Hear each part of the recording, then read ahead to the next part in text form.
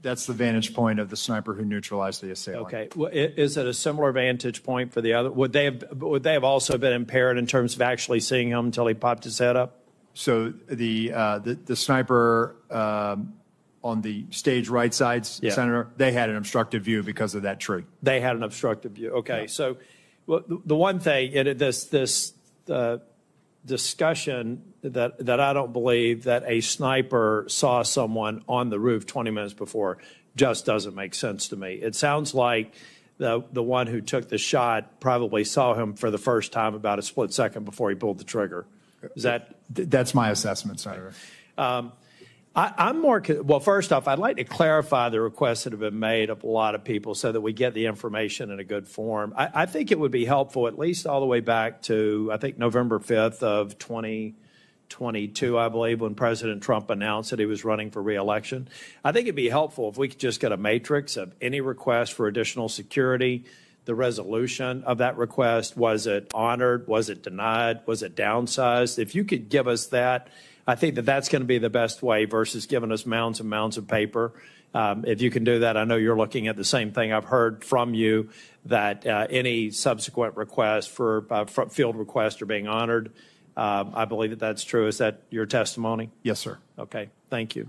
I'm more worried about the 24 to 30 seconds between the time I believe local law enforcement officer was hoisted on the shoulders of another police officer, saw a person armed less than 200 yards away from the president, who I believe jumped down. What happened in those 24 or 30 seconds? I mean, obviously there's no such thing as a panic button. You know, the first thing you'd think is you hit panic, you cover the president, get him off stage. None of that happened. What happened? Is it just, did I hear a text message? What actually happened in the 30 seconds where a law enforcement officer knew that a gun was pointed in the direction of the president from a fairly short range? What actually did those folks who did have knowledge of exactly what was happening and could probably infer what was about to happen, what did they do?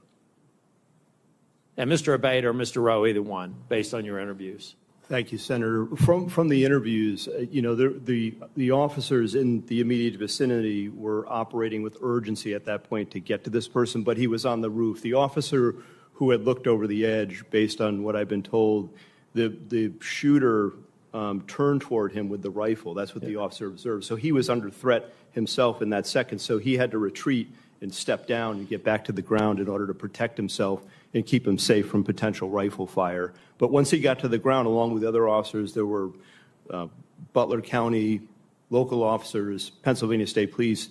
They were moving around trying to find someone to get to this guy. We've got an operational problem here because we had more than 20 seconds to have somehow cut through all the crap and the communications, whatever impediments there were, have to be removed. I mean, it's pretty clear to me. First off, that law enforcement officer, I love law enforcement. I wear the back of the blue pin every day. They do great work. Secret Service did phenomenal work on the stage.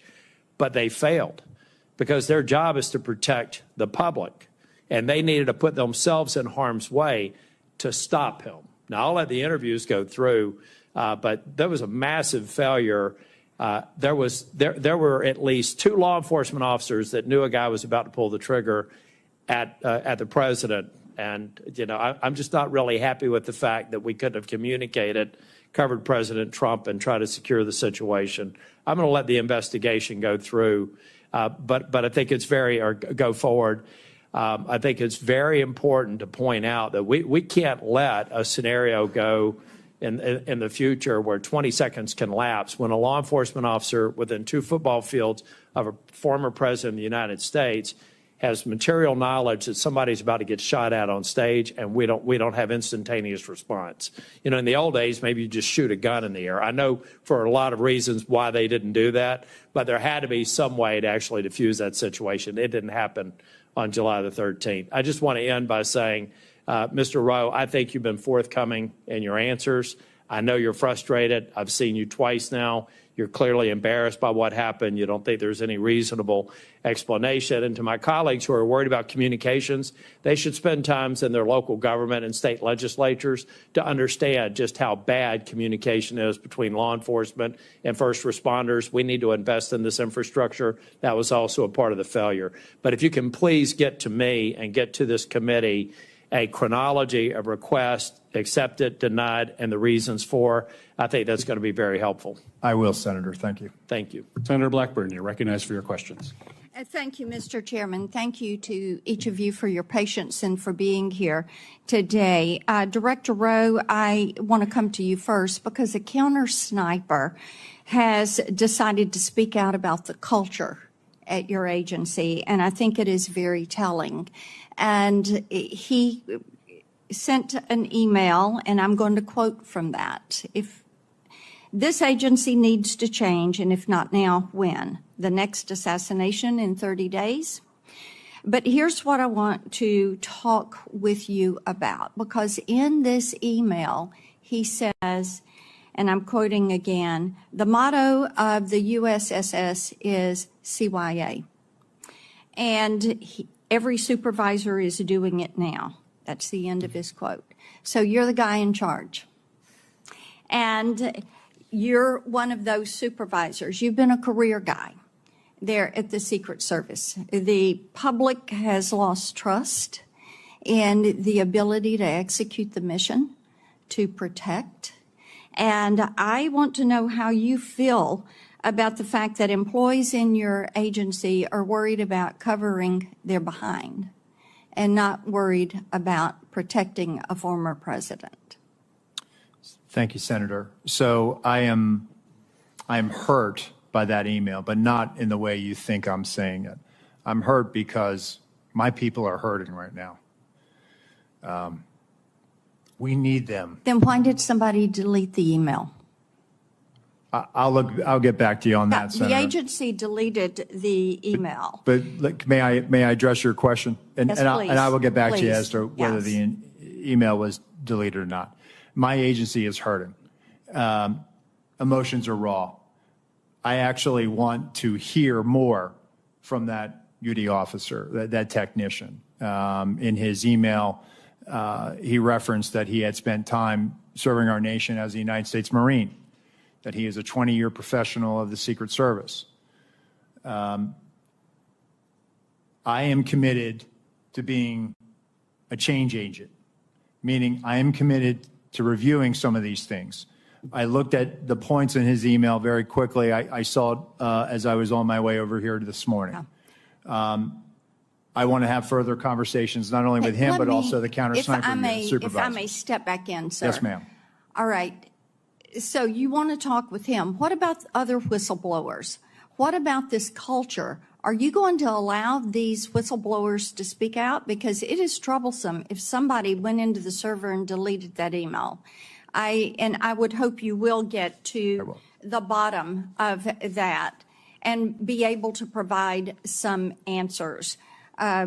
Because this is, as you have heard from both sides, this is a situation that cannot be allowed to happen again. Yes, ma'am.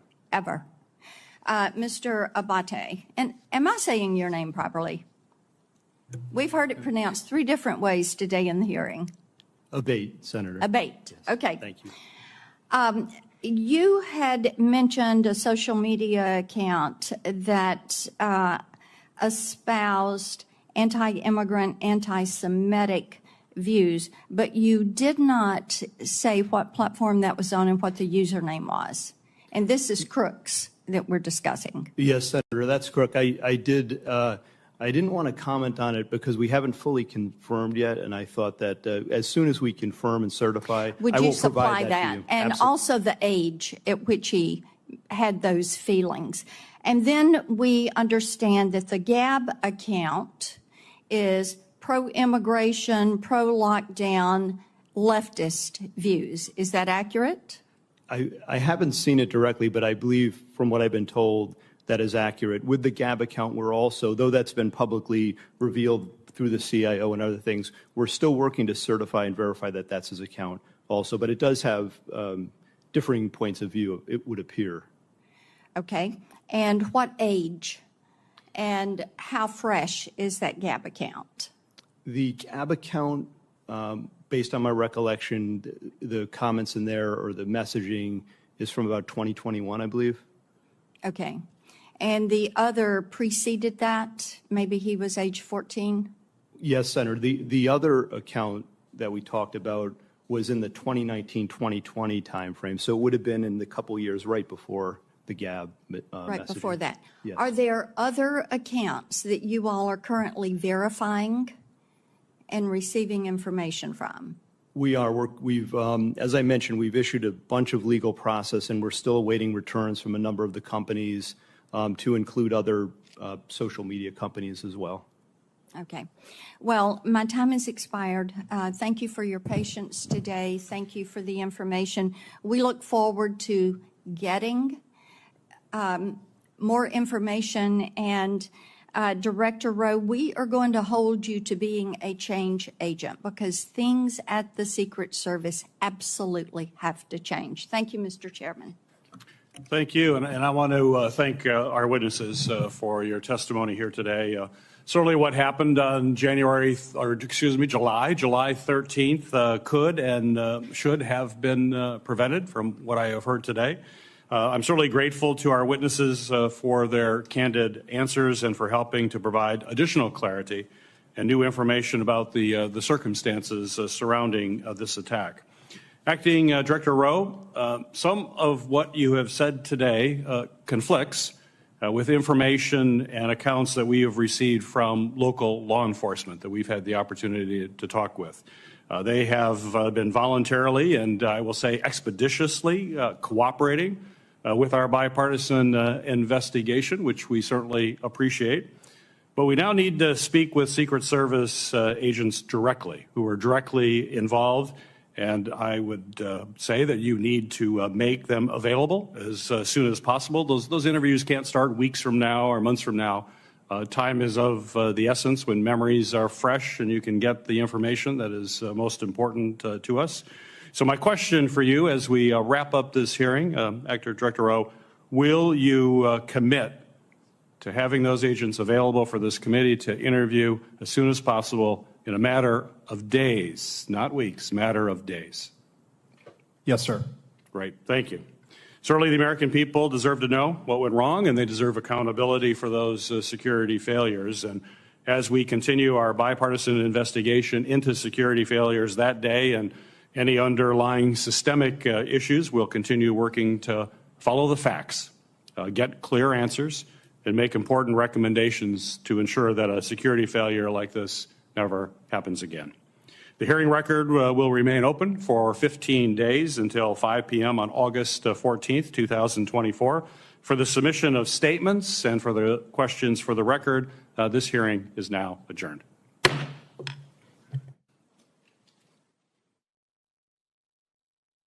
Struck President Trump, narrowly missing a fatal blow thanks to a last-minute head turn. Tragically, not everyone was so fortunate. A beloved husband and father in the audience was killed, his life stolen in an instant. 2 others remain seriously injured, their futures uncertain. The lives of law enforcement officers working the event and those in the audience have been forever changed. Yet the media has shamefully moved on to other stories, and Google has been caught trying to suppress iconic images of a bloody Donald Trump, images showcasing the resolve of our nation in the face of the attack. But the American people have not forgotten, and we will not forget. There is no question that this was a monumental failure by the Secret Service. They had one job, and they failed. We know that.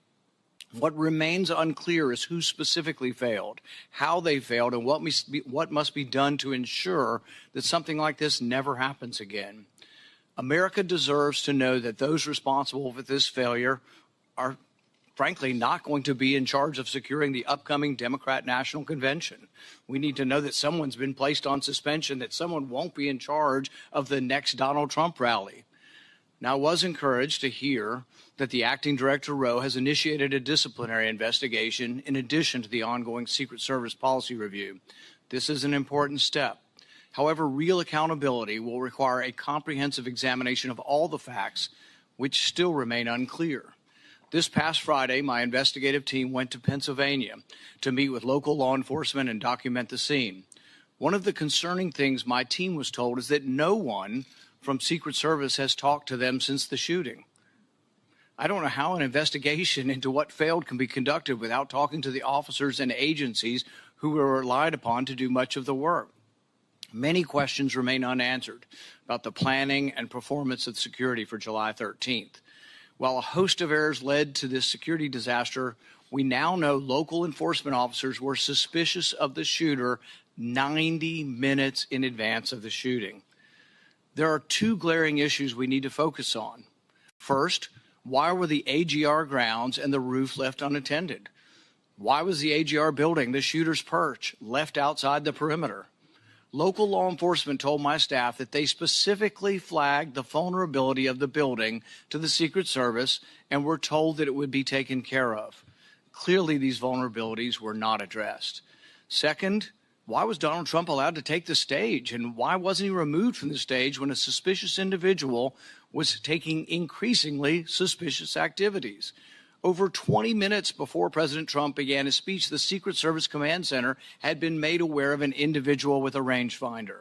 At least 10 minutes before it was confirmed, the Secret Service's counter-sniper team had been made aware of the suspicious subject and provided a photograph and a detailed description. Why was the event not delayed until the individual was found and checked out? Interviews with local law enforcement paint a different picture in critical places from what we have been told by the Secret Service in other briefings. Now we need to hear from the Secret Service agents responsible for security that day. Our committee has formally requested interviews with those agents, but we have not yet been allowed to speak to them. I expect Director Rowe today to tell us when we will be allowed to talk to these people. Finally, let me close with this. Mistakes, grave mistakes were made on July 13th, but that does not take away from the bravery of dozens of federal, state, and local officers that day. We are grateful for their sacrifices and professionalism. They deserve the truth now also. It is our duty and our utmost responsibility to ensure that we learn from this failure and hold those responsible accountable. I would now like to recognize Chairman Durbin of the Senate Judiciary Committee for his opening remarks. Thank you, Senator Peters. This is a rare joint meeting of the two committees, but we have matching jurisdiction, and I think it's the most efficient way to get to the truth. So thank you for letting us join you today. We've all seen the movies. We've read the books. The international assassin with sophisticated technology, elaborate plans, well-honed skills, sets out to kill a leading political figure in the United States. But how does that match the reality of what happened in Butler, Pennsylvania, when a 20-year-old introverted college student outsmarted one of the most sophisticated American law enforcement agencies in history, came within an inch of killing a former president of the United States? That's why we gathered today to ask these hard questions. There's more to this story and other aspects that we ought to consider as well. We cannot lose sight of the factor that contributed to the violence on July 13th. Widespread, easy access to AR-15 military-style rifles. While we rely on the Secret Service to protect elected officials, we must acknowledge the unique challenges they face in light of the proliferation of weapons of war on our street. Pennsylvania, like many states, allows individuals to openly carry a loaded rifle without a permit. To make matters worse, assault rifles can easily be purchased from unlicensed dealers without a background check because of dangerous loopholes in our gun laws. This same kind of firearm has been used to carry out mass shootings in Newtown, Uvalde, Las Vegas, and Highland Park, Illinois, killing dozens of children and adults and injuring many more. Looking across this dais, I recognize we have our differences on many issues. But when it comes to the protection of the president and presidential candidates, we should stand united. We know that protecting our elected officials is essential to a functioning democracy. I hope this hearing can be an example of how we will work together on a bipartisan basis to not only understand this shocking event, but to ensure it never happens again. We must do this without the incendiary language and conspiracy mongering that too often dominates our political discourse today. Ongoing investigations by the Secret Service and the FBI are critical, but Congress, the victims' families, and the American people deserve transparency and accountability now. I'll now turn to my partner on the Judiciary Committee, Ranking Member Lindsey Graham. Thank you, Mr. Chairman. Several of us are from the military, have a military background. If this happened in the military, a lot of people would be fired. And if a lot of people are not fired, the system failed yet again. Having said that, the people who are brave and jumped on the stage to protect the president need to be applauded. We need to learn what happened, make corrective action, but somebody's got to be fired. Nothing's going to change until somebody loses their job. Thank you. It's the practice of the Homeland Security and Governmental Affairs Committee to swear in witnesses. So if our two witnesses could please stand and raise your right hand.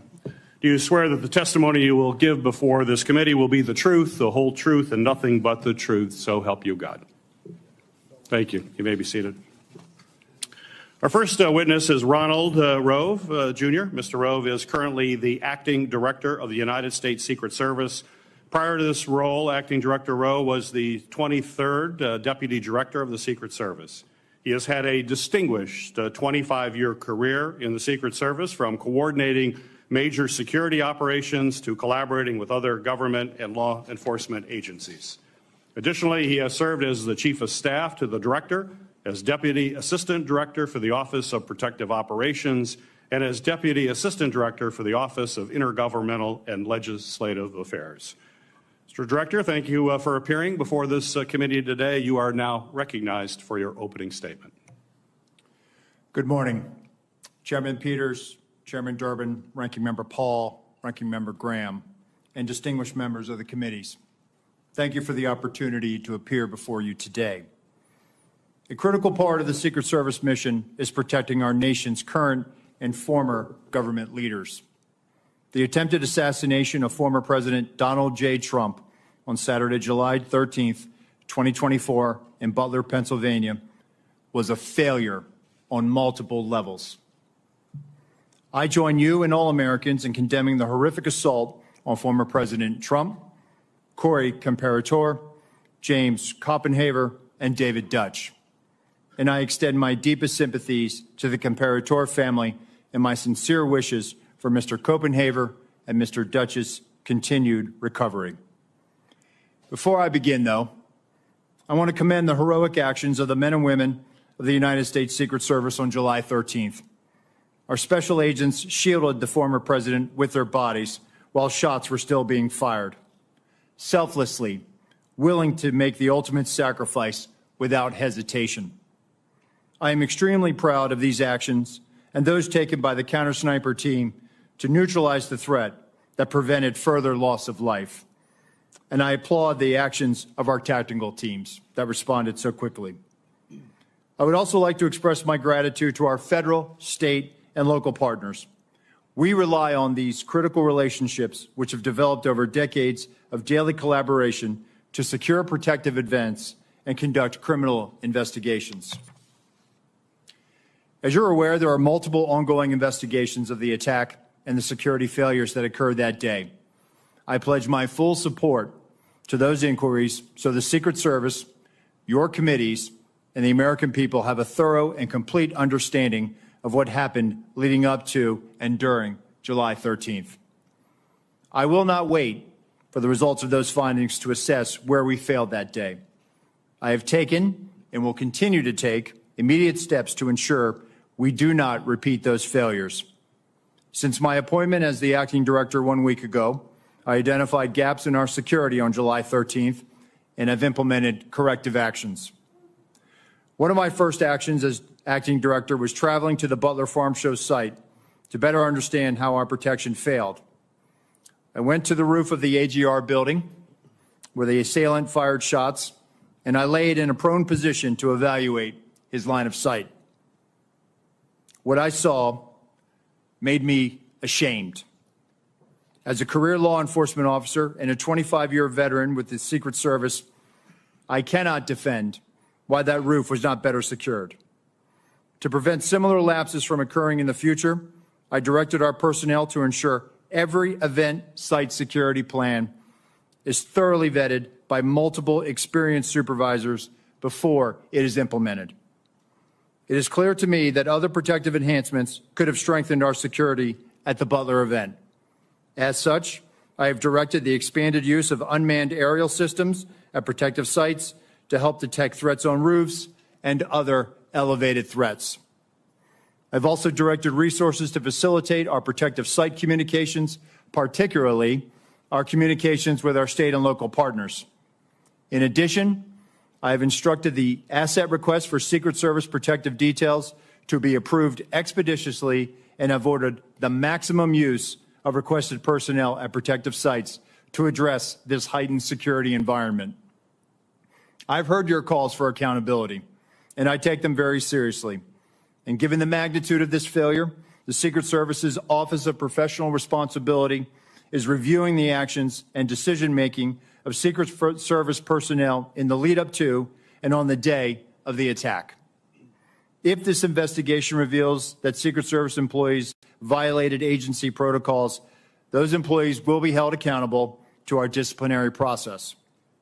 With respect to congressional investigations and requests for information, I instructed my staff to provide full cooperation and respond expeditiously on a continuing basis to ensure you have the information you need to conduct your critical oversight. In my testimony before you today, I will provide details on the Secret Service's advanced security planning for the Butler Farm Show site. Facts as we know them regarding the incident itself, known breakdowns in executing the security plan, and corrective actions that the agency is taking to ensure that nothing like this happens again. But I do not believe that inadequate time to plan for this event was a factor in the failure. As you saw in my written statement, I am prepared to provide an overview of the security planning leading up to and during the July 13th attack. However, I would like to point out that based on what I know right now, neither the Secret Service counter-sniper teams nor members of the former president's security detail had any knowledge that there was a man on the roof of the AGR building with a firearm. It is my understanding those personnel were not aware the assailant had a firearm until they heard gunshots. Prior to that, they were operating with the knowledge that local law enforcement was working an issue of a suspicious individual prior to the shots being fired. I regret that information was not passed to Congress and the public sooner with greater frequency. And I fear this lack of information has given rise to multiple false and dangerous conspiracy theories about what took place that day. And I want to debunk these theories. Let me address one conspiracy directly. The Secret Service counter-sniper neutralized the assailant within seconds after the assailant fired his weapon. That counter-sniper had full discretion to use deadly force to stop an attacker and did not need to seek authorization to fire. I am immensely proud of the selfless dedication of our employees to the mission. Every day across the globe, the men and women answer the call to protect our nation's leaders, and the standard is no fail for a reason. During our current high operational tempo, I want and I need to ensure that the Secret Service workforce are uplifted so they can focus on carrying out the mission. They have my full support, and I'm confident in their abilities to ensure the safety and security of the people we protect. They are worthy of trust and confidence, and they deserve your support as well as the support of the American people. Chairman Peters, Chairman Durbin, Ranking Member Paul, Ranking Member Graham, and members of the committees, thank you for the opportunity to testify at this joint hearing. I will submit the remainder of my statement for the record, and I will answer your questions. Thank you, Mr. Rowe. Our second witness is Paul Abate. Mr. Abate is the Deputy Director of the Federal Bureau of Investigation at the Department of Justice. In this role, Deputy Director Abate oversees all FBI domestic and international investigative and intelligence activities. Prior to his appointment as Deputy Director, he has had a distinguished 3 decades within the FBI leading counterterrorism efforts, and most recently as the Associate Deputy Director of the FBI, where he's responsible for the management of all FBI personnel, budget, administration, as well as infrastructure. Mr. Bate, thank you for appearing before the committee here today. You are recognized for your opening remarks. Thank you, sir. Good morning, Chairman Peters and Durbin, ranking members Paul and Graham, and distinguished members of the committee. It is a privilege to appear before you today to discuss the FBI's investigation of the attempted assassination of former President Trump on July 13th in Butler, Pennsylvania. Before going further, I want to again offer my and our condolences to the victims of this heinous attack, to the family and loved ones of heroic firefighter and father Corey Comparator, to Mr. Dutch, to Mr. Koppenhaver, who continue to recover, and to former President Trump, who was also struck by a bullet fired from the shooter's rifle. Our thoughts and prayers are with each of them and their families and loved ones. Within minutes of the attack, the FBI field office in Pittsburgh, Pennsylvania, received notification of the assassination attempt and responded to the scene immediately with a surge of resources, quickly moving forward on the investigation. From the outset, the FBI has been investigating this attack as an assassination attempt and an act of domestic terrorism. Our team continues to conduct a full, thorough, and objective investigation and will continue to follow all leads and avenues of investigation to logical conclusion, leaving no stone unturned. While it's not typical to provide details of an ongoing investigation, this, as we all know, is an extraordinarily tragic set of circumstances of the utmost national importance, making it essential to inform the American public and Congress what is known right now with full transparency. The investigation remains focused, of course, on determining motive, identifying any potential co-conspirators or others with knowledge of the attack, and building out a timeline of shooter Thomas Crook's actions in advance of and during the attack.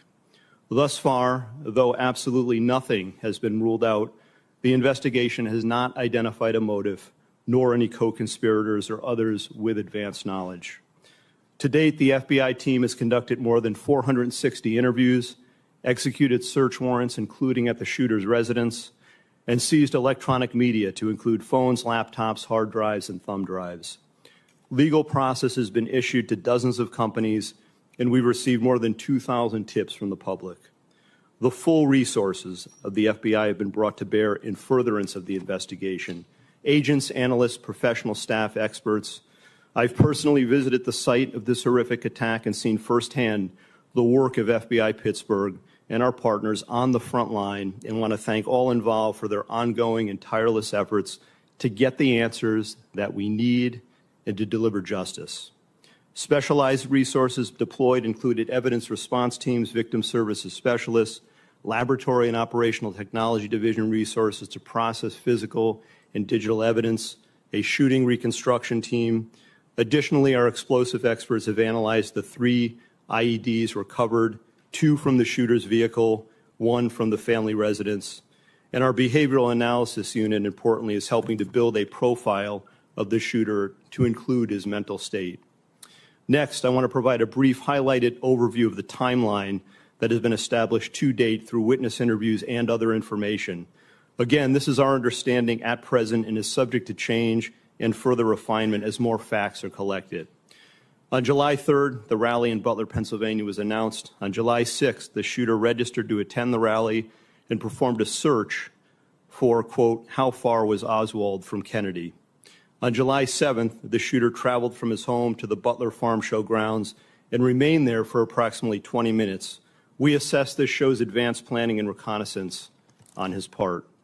On July 12th, the shooter traveled from his home to the Clairton Sportsman Club, where he practiced shooting. On the morning of July 13th, at approximately 10 a.m., the shooter returned to the farm show grounds and remained there for about 70 minutes before returning home again. At approximately 1:30 p.m., while at the residence, the shooter's father gave him a rifle for the purpose, he believed, of going back to the Sportsman Club. About 25 minutes later, the shooter purchased ammunition while en route to the Butler Farm Show grounds. The subject then arrived at the scene and was moving around the farm show grounds close to the American Glass Research AGR building, from which he ultimately committed the attack. Shortly thereafter, at approximately 3:51 p.m., the shooter flew a drone approximately 200 yards from the farm show grounds for about 11 minutes.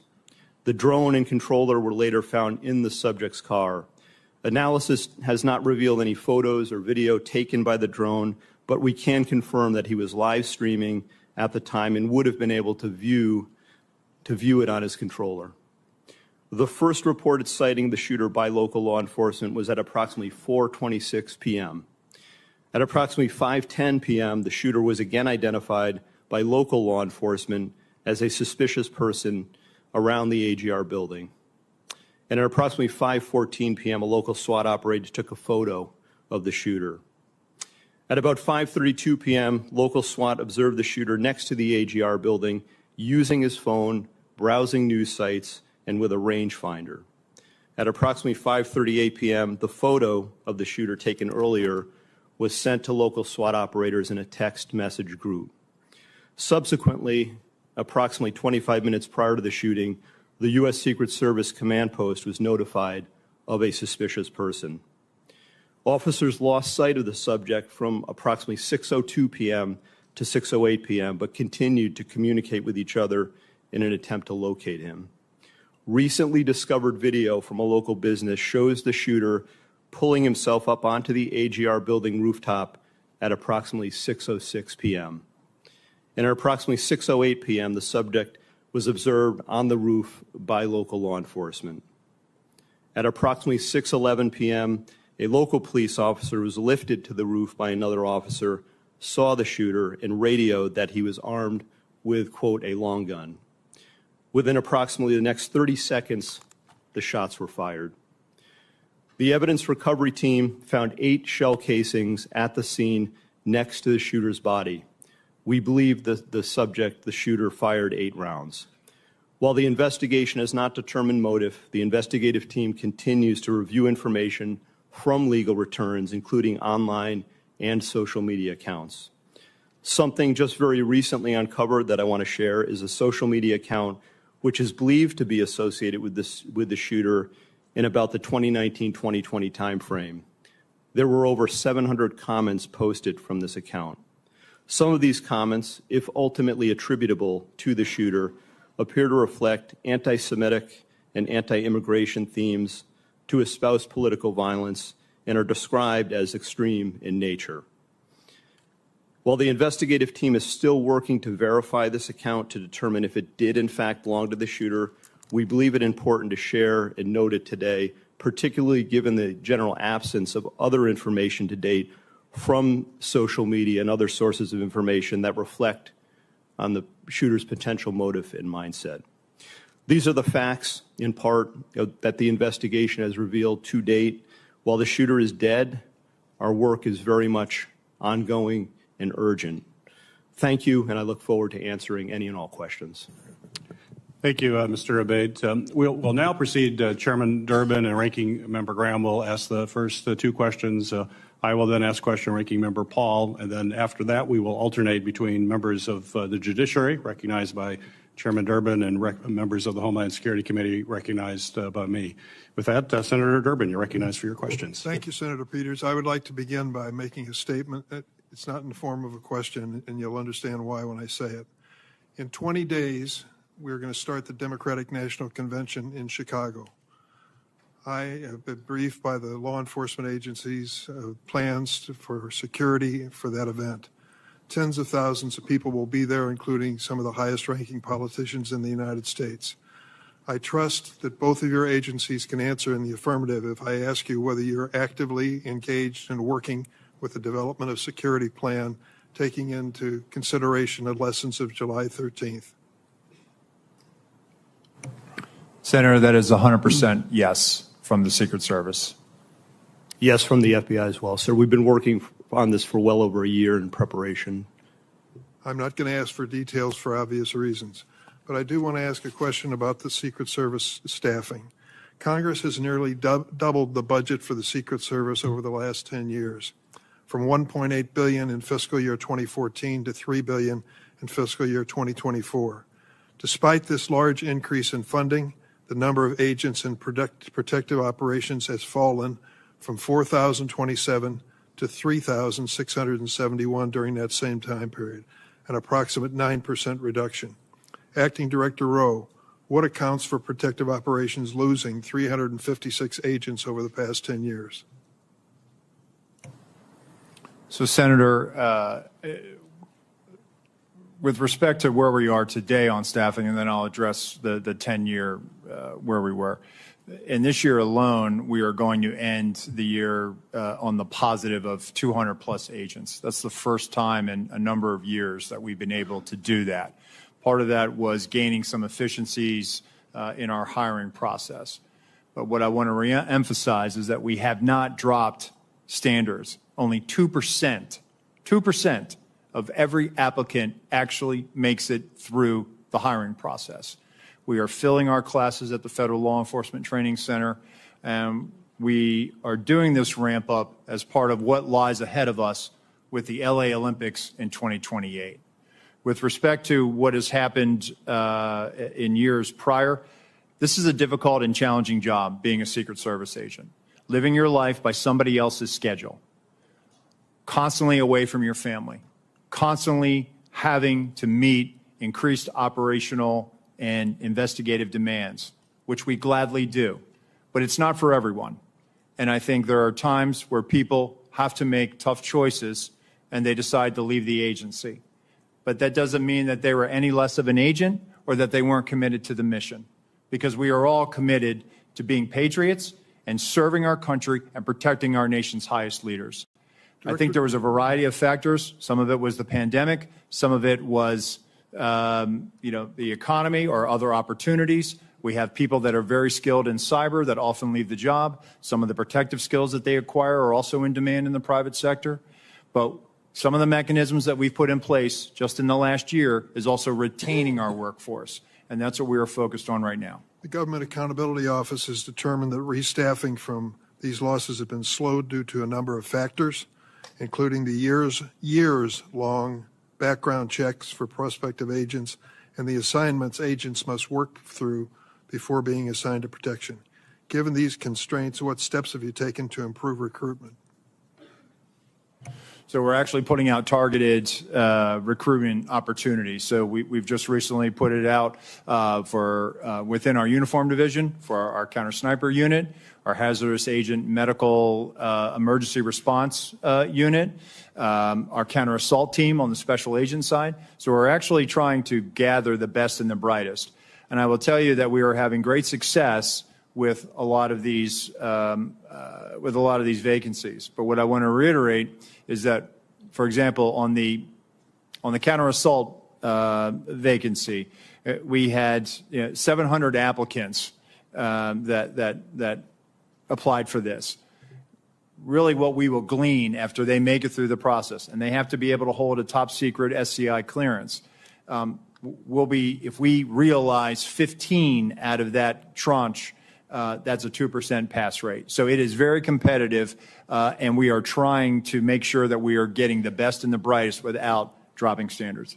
One last question for either one of you. What is the purpose of a rangefinder? And once this assassin was identified as using a rangefinder, wasn't that proof positive that he was a dangerous individual? So I'll say, Senator, that obviously somebody is trying to determine where they are in proximity to a location, a fixed location. I'll defer to my colleague here, but I believe it was a recreation or sports related. I thought I had read that it was a golf range finder. Nonetheless, it still would have provided him the ability to provide the distance that he was away from his intended target. Wasn't that enough? As far as raising suspicion? Yes. I think he was identified as being suspicious by local law enforcement. And nothing happened? Well, I know that local law enforcement was attempting to locate him. Thank you, Mr. Chairman. Thank you, Member Graham. Thank you. Let's go back to the resources. Do you need more money?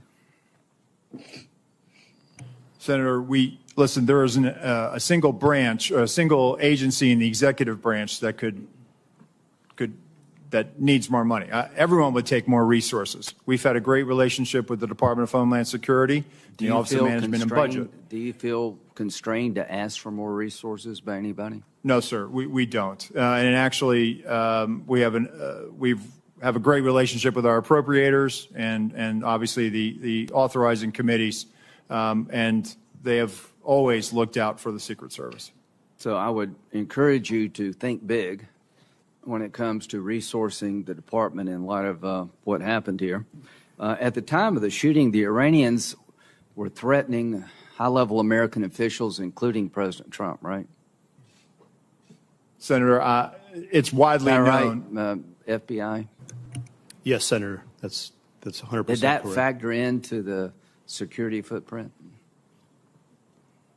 So, Senator, what I will say is that it is widely known that the Iranians do not like us. I would refer you to the National Well, it's not Security. that they don't like us. They threatened to kill certain people, Yeah. and they named them. Correct, sir. But I can't publicly It's comment. not like, I hate America. I'm going to kill these 3 guys. Right. I cannot publicly comment, sir, on. Well, they on- publicly comment on it. I mean, it's not But, what Senator, you what think. I'm trying to say is I cannot publicly comment Okay. on what Fair enough. intelligence, but I can enough. assure you that we do a threat-based protective model. I'd like to have that model provided to the committee. Could you do that? Yes, sir. Could you also give us the protocols that are in place to secure a site like this? Yes, sir. Okay, thank you. One, the protective detail around President Trump, I know them all very well. They're brave men and women. And these questions is not to belittle anybody. They're trying to find out how the system fails so badly. You say you're not reluctant to ask for more money. What do we need to do to make it easier to hire people without lowering our standards? I mean, I know it's a hard job. Can we do anything to help you? So I think we're willing to take that back, sir. I think we're working on our time to hire. We've Well, if you actually- had more people, you'd have more time off. That's true, sir. Okay, Yes. well, let's get more people, more time off. These are tough jobs. I mean, people on this committee know. Yes, I don't sir. know how they hold a family together doing what they're doing. It's the military really on steroids. The encrypted app. Paul, can you tell us about these apps? Have they been broken into? The guy had some apps that were encrypted. I think we've experienced a range of returns on this. Some of the applications that he was using online were encrypted in nature. Some of the email accounts. Have we that he broken was, into them? We've received returns. There are some that we have not been able to get information back because of their encrypted nature. Is That there any in way fact to true. solve that problem? Sir, Senator, we've talked about this before. We need a solution that provides lawful access to law So enforcement. you're telling me the guy that took 8 shots at the president, former president, has apps that we can't get into that may, if you could get into, reveal some relevant information. That is correct, Senator. So if he were talking to some foreign power, and I don't think any foreign power would hire this guy, by the way. So I'm not overly worried this was some great plot by the Iranians because they couldn't even think of this. However, there could come a day where something like this is very important. How do we solve this problem?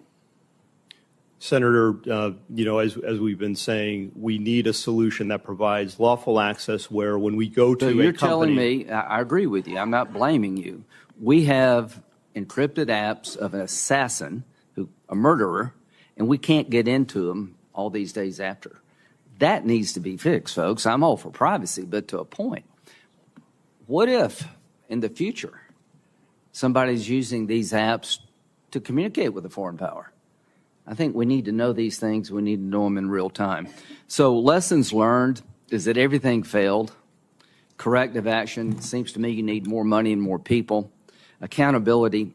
At the end of the day, how many people do you think will be relieved of their duties, Mr. Rowe, because of this? Senator, I publicly cannot, and I cannot weigh in on that right Sure. now, right? It has to be a fair and neutral Absolutely. process. From a right? fair point of view, would you say this is a major system failure at every turn, and those in charge of the system in question, not only was it embarrassing, they failed? So, Senator, again, if there were policy violations, those individuals will be held accountable and they will be subject Just send to our us the table of policies penalties. if you could. Yes, sir, Thank we you. will. But they will be held to our table of penalties, which Thank you. will include up to termination. Thank you. Director Rowe, in your testimony here today, as well as in your written testimony, you said very, very clearly that you can't defend why that building with with the shooter on top of it was not better covered. You were very clear. You cannot defend that. So my question to you is, my understanding is that there's a detailed site survey that is done prior to an event to identify potential threat points. So talk to me about that site survey. I'm sure you've had a chance to look at it now after action. And how did that site survey get approved when it was so clear that that was a major threat from that building? Thank you, Senator. So our Pittsburgh field office did the advance. During that advance, not only were they discussing amongst themselves about mitigating the line of sight, but also they were discussing with other agencies that were supporting it. Our counter snipers met with their counterparts. The team lead and team lead met. They walked the site. They identified the AGR building. And if I may, Senator, if I could point out something right now, if I may, and we will place this for the record, but this is the point of view. This is from the second floor of the AGR building. This point of view is the point of view where the counter sniper team locally was posted. The gold arrow indicates where the shooter fired from. Looking left, why was the assailant not seen? When we were told that building was going to be covered, that there had been a face-to-face that afternoon, that our team leads met, this was the view.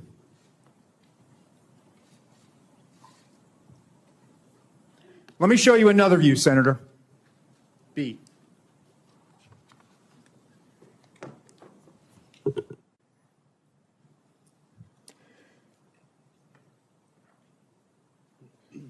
This view is a reenactment by one of my agents, laying flat.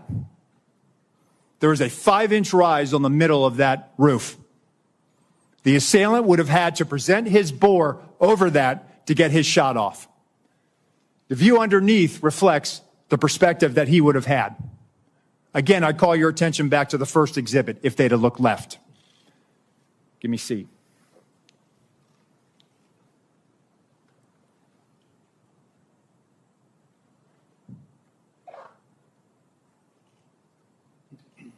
This is what our counter sniper team saw. Shooter, no elbows. You barely make out the crown of his head. Below it, the assailant up prone. And let me just tell you, our counter sniper, this individual, I know him. I consider him a friend. He has covered me operationally in conflict zones.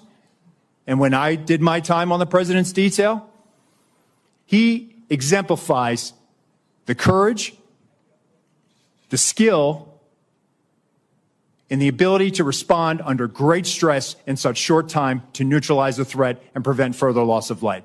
Getting back to your question, Senator, these were discussions that were had between the Pittsburgh field office, the local counterparts, and everyone supporting that visit that day.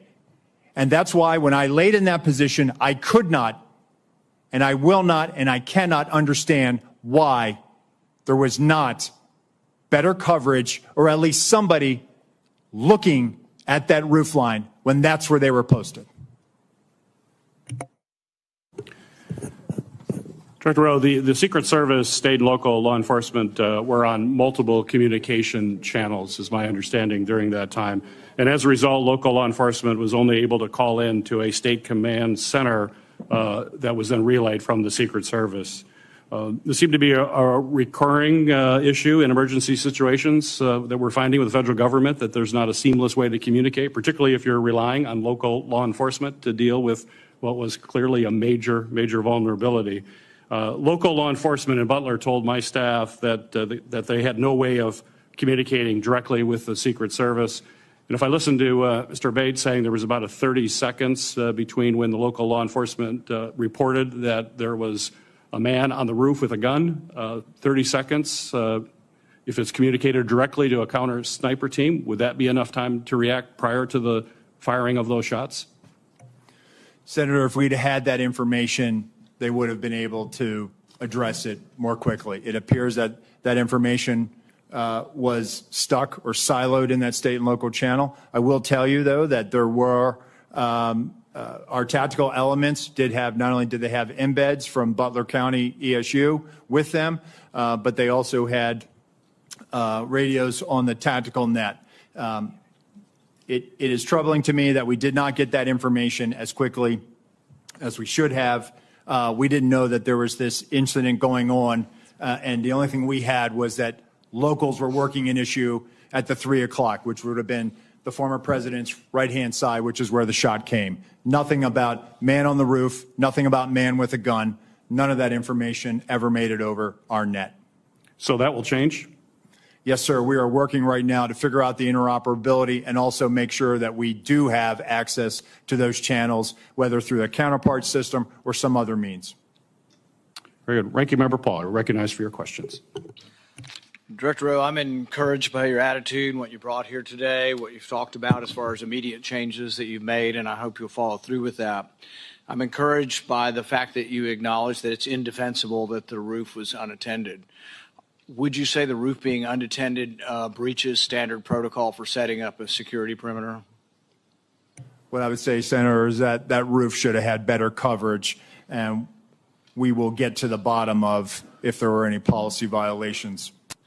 I would think indefensible would go along with breaching protocol, and I can't imagine how indefensible would not be breaching protocol. What I would caution, though, is that I sense, and you're the Secret Service, and these people are your friends, and they are heroic people who do good things, that we can't let our friendships blind us from responsibility. So someone's in charge of the security at the zone. Would the Secret Service be in charge of the entire operation, and they work with law enforcement, but they're in charge? The person in charge of the entire operation is the Secret Service, not the local police. You're correct, sir. This is a failure of the Secret Service. So that's what I mean. And look, I don't wish anybody harm. I appreciate the bravery of the Capitol Hill Police. I was at the shooting at the ball field. I've heard 100 shots coming my way. Fortunately, none came to me. But I appreciate the bravery of all the people who protect us. But there's also the idea that there are certain mistakes that don't make you a bad person, but they're just inexcusable if you made that mistake. So, for example, let's say you determine, well, local police should have been on there and they told us, and local police says, no, they didn't tell us to do it, and it's a he said, she said. Still, ultimately, the agent in charge should be walking the grounds and say, there's a roof 100 yards away from the stadium with a clear sight. Someone's got to be on the roof. Local police, I told you to get on the roof. Get on the roof. Or you put the Secret Service. So ultimately, the buck doesn't pass along to somebody. Whoever's in charge is in charge.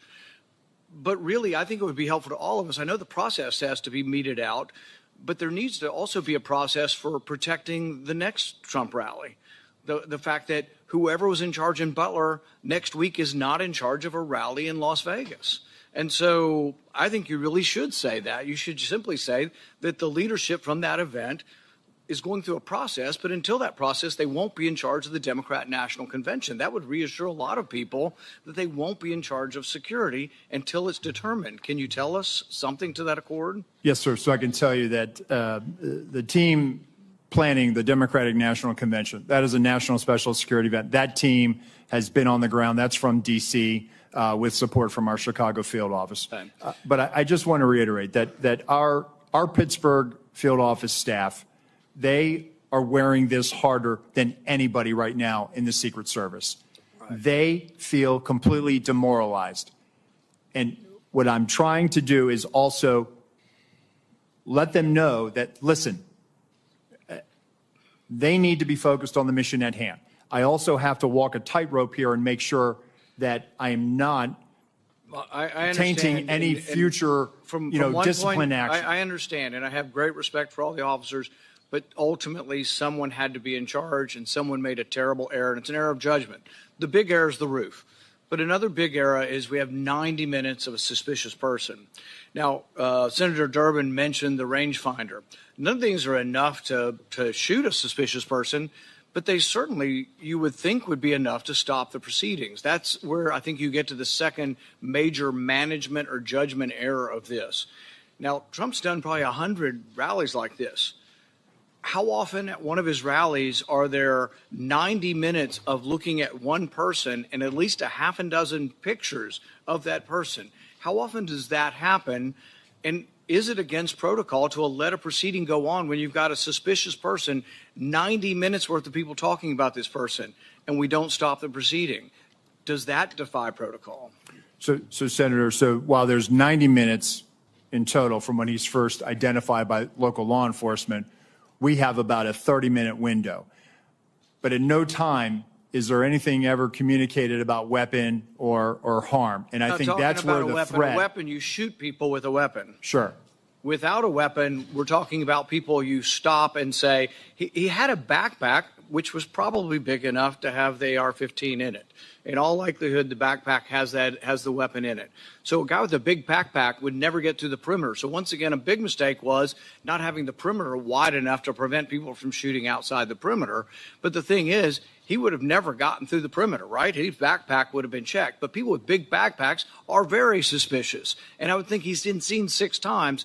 But you got 20 or 30 minutes of knowing about it. But the thing is, there's all kinds of chatter going on about this. And you would think the chatter going on with the local police is on a police radio, and a policeman with that radio is standing in the control tent, so you get that communication. So there's a huge and massive breakdown. But really my question is, how often has this happened at other rallies where there's a half a dozen pictures and 90 minutes of people talking about a suspicious person?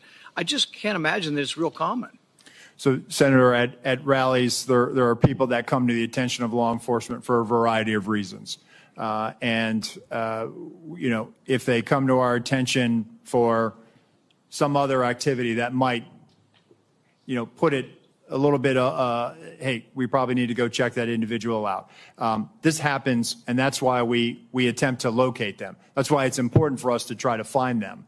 And it's important to have the information. And so local law enforcement did their very level best to try to locate him. They did provide us the photos 30 minutes prior. He evaded any detection by law enforcement. But once again, it's the overall person in charge. It's a terrible breakdown. It's a terrible management decision not to have stopped it. There was a chance to stop the proceeding. And the question is not whether there's enough information to take down an individual. It's a much lower standard to say, hey, we're going to wait until we get this individual. The roof and the 90 minutes of it, both, I think, are failure of your protocol. And I think when that's determined, the person who made these decisions can't be in a position of authority again. Senator Klobuchar. Thank you very much. Thank you to all of you for holding this hearing. I appreciated Director Rowe, and we had the classified briefing, and also today, taking responsibility for the agency and your own personal emotion and reaction to your visit and what had gone wrong. For the people in my state that keep asking me, I just don't get how he got on the roof. I know we've gone through great details and a lot of examination. Could you just give a minute on what went wrong and how you think it can be fixed? Because I think it's just going to help to dispel the conspiracy theories. There are some people that think it didn't really happen, which of course is completely ridiculous. It did. There are some people that think all kinds of conspiracies went on within the government, which is also false. But could you just tell them what went wrong so they understand? Yes.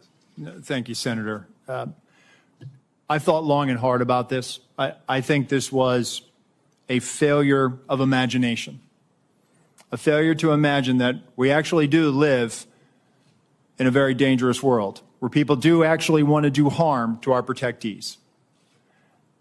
I think it was a failure to challenge our own assumptions, the assumptions that we know our partners are going to do everything they can, and they do this every day. But we didn't challenge our own assumptions of We assume that someone's going to cover that. We assume that there's going to be uniform presence. We didn't challenge that internally during that advance. So moving forward, I've directed that when we're talking to people and we're making requests, we are very specific about what we want. We are providing explicit instructions on exactly what our expectation is and what we need them to do and what we want them to do. That's the only way that we're going to be able to move forward beyond this. And let me just tell you that our state and local law enforcement partners are the best. So this belief that somehow they are less than federal law enforcement or they're less than the Secret Service. They're out there patrolling communities every day. They're the ones out there going into hazardous conditions every day. They know their communities.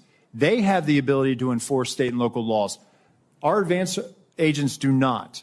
Right. We need them, and we need them to be partners with us, and I think we need to be very clear to them, and that may have contributed to this situation. Yeah, appreciate that. I have the same respect.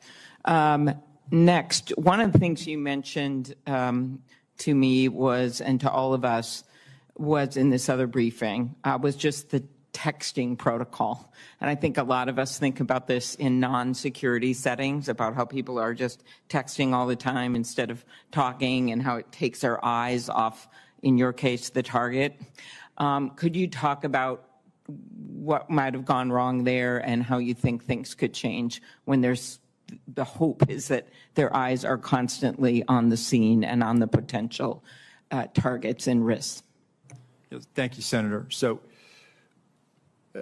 again, we need people focused on the problem or on their area of responsibility. It was great that there was a text chain, but that communication needs to go over the net. It needs to go over a radio channel so that everyone has situational awareness of it. The point I was making in the closed door briefing is that we have to get to a point now where we are using our radio systems to have that collective awareness of this.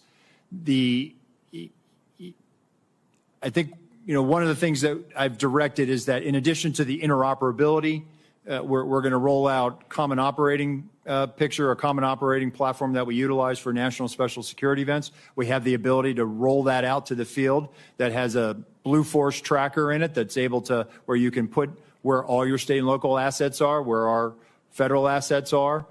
But in addition to that, I want people using the radio.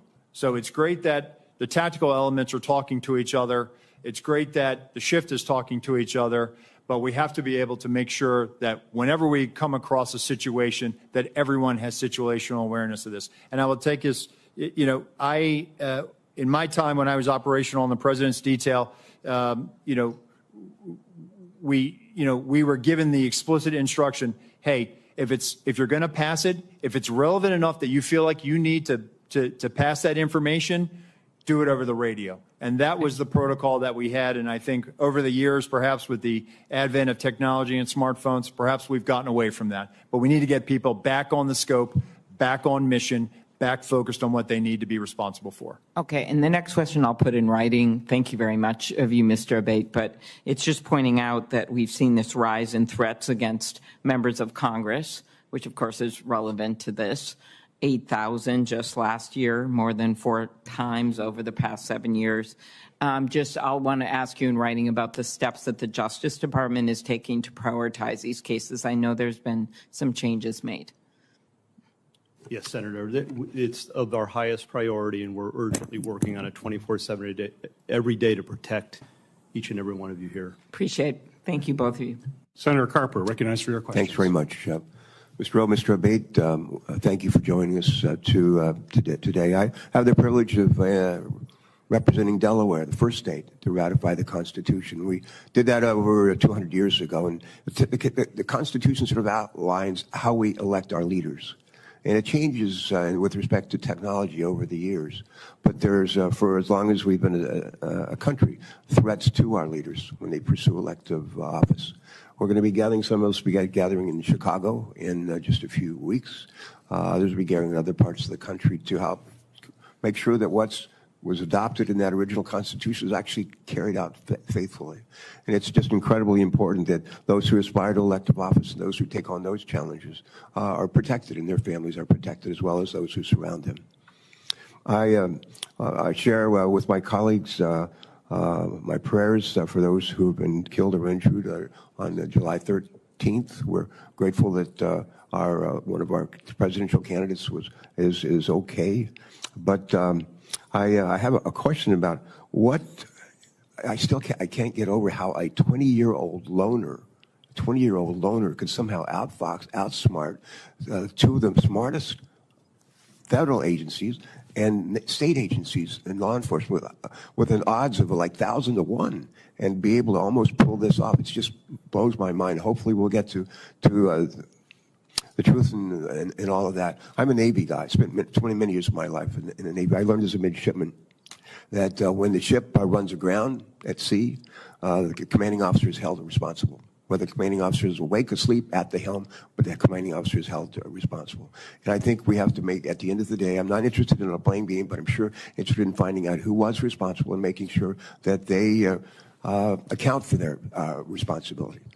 My question is, what policies are currently in place to facilitate real-time information sharing between the Secret Service and local law enforcement during an event? And what changes to information sharing practices will the Secret Service make in light of the apparent breakdown in communications on July 13th?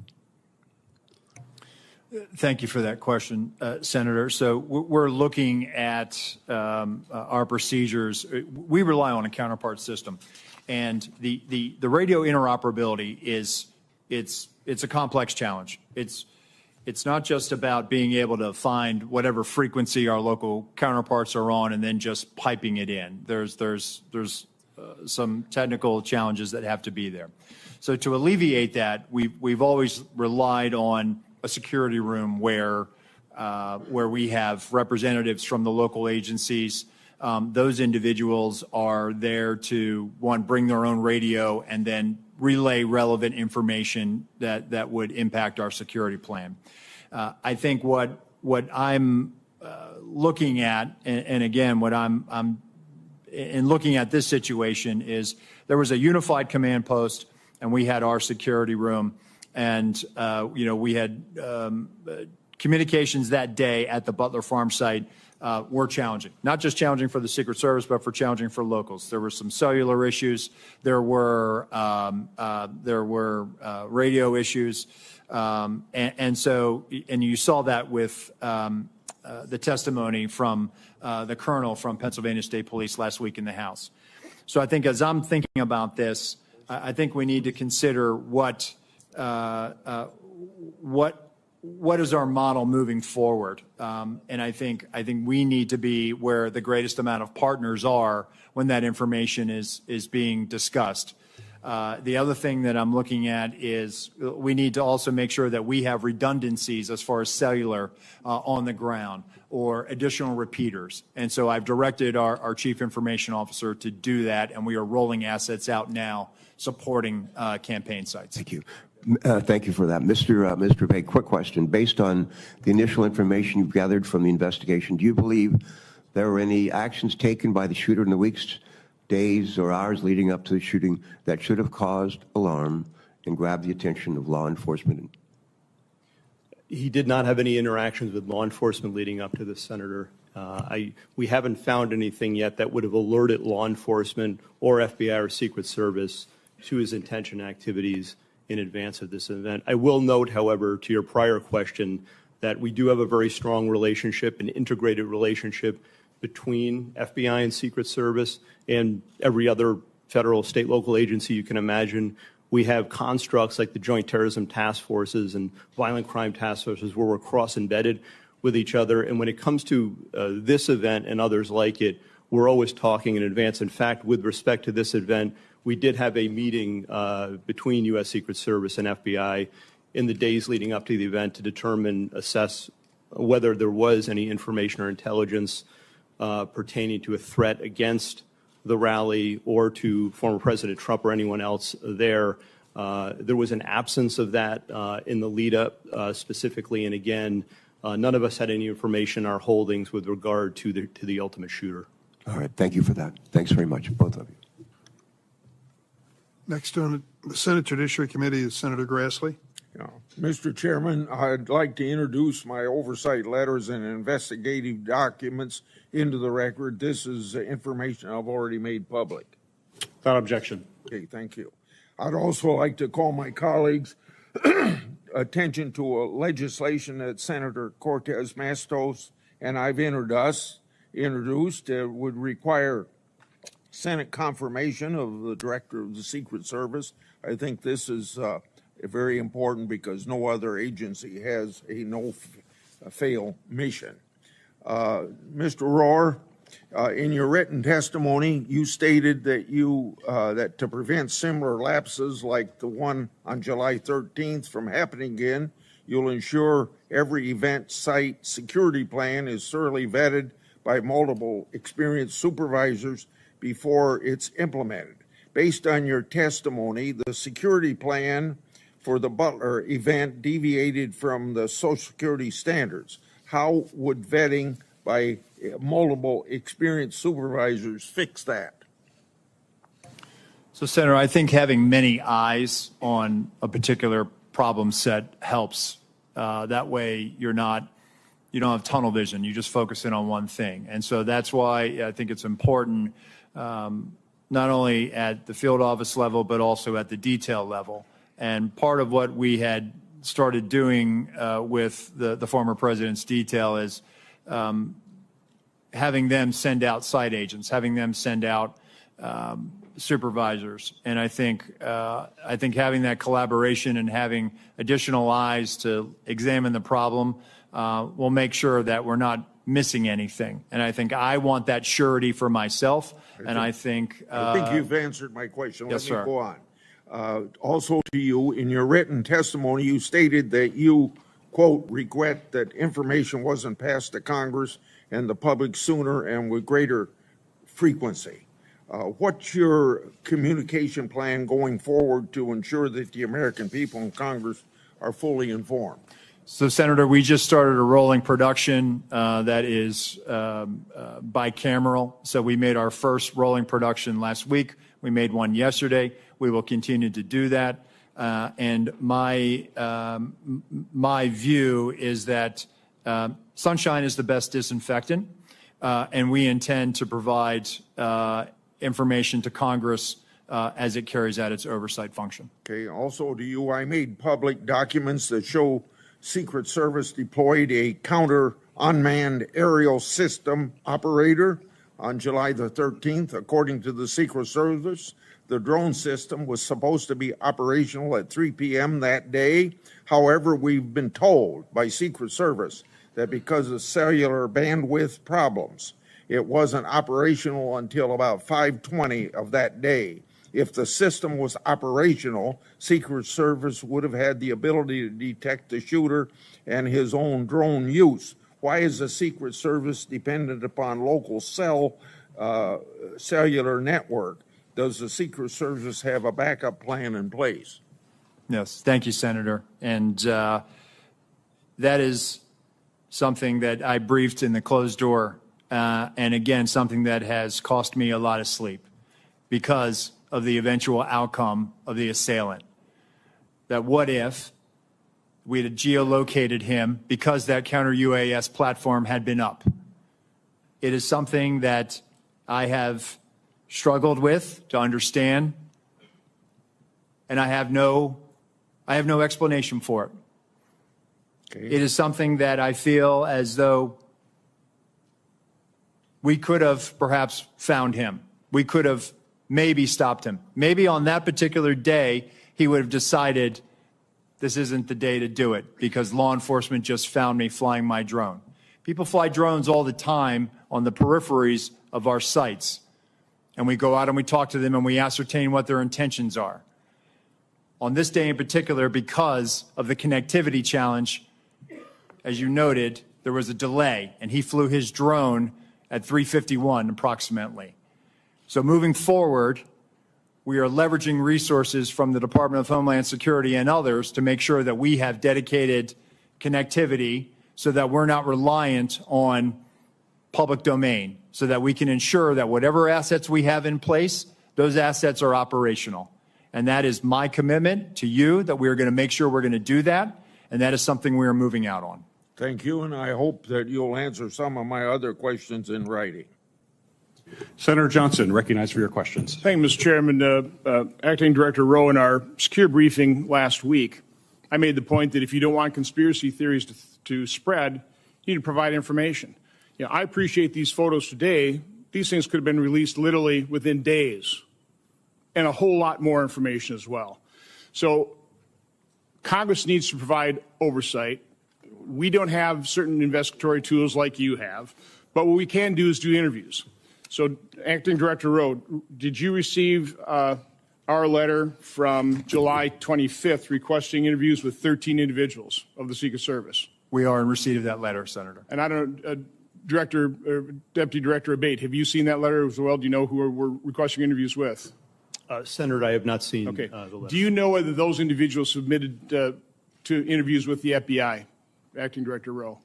We're in the process. Those employees are being interviewed if they have not already been interviewed, sir. Are those interviews being transcribed? The FBI interviews, sir? Yes. Well, we have 302s on those. Yes, Senator, we will. Okay, when will Congress get those 302s? When will we get those transcriptions of those interviews? Senator, I'll take that back and we'll get those to you as soon as possible. So, Acting Director Rowe, when will those individuals be made available for Congress, for this committee to interview them? Senator, we'll make them available. How soon? Because memories are short. They can be influenced by events. We need these transcribed interviews as soon as possible. We will get that done, sir. Does the Secret Service use encrypted communications at events? On our radio nets, we do, sir. Are those memorialized? Are those saved?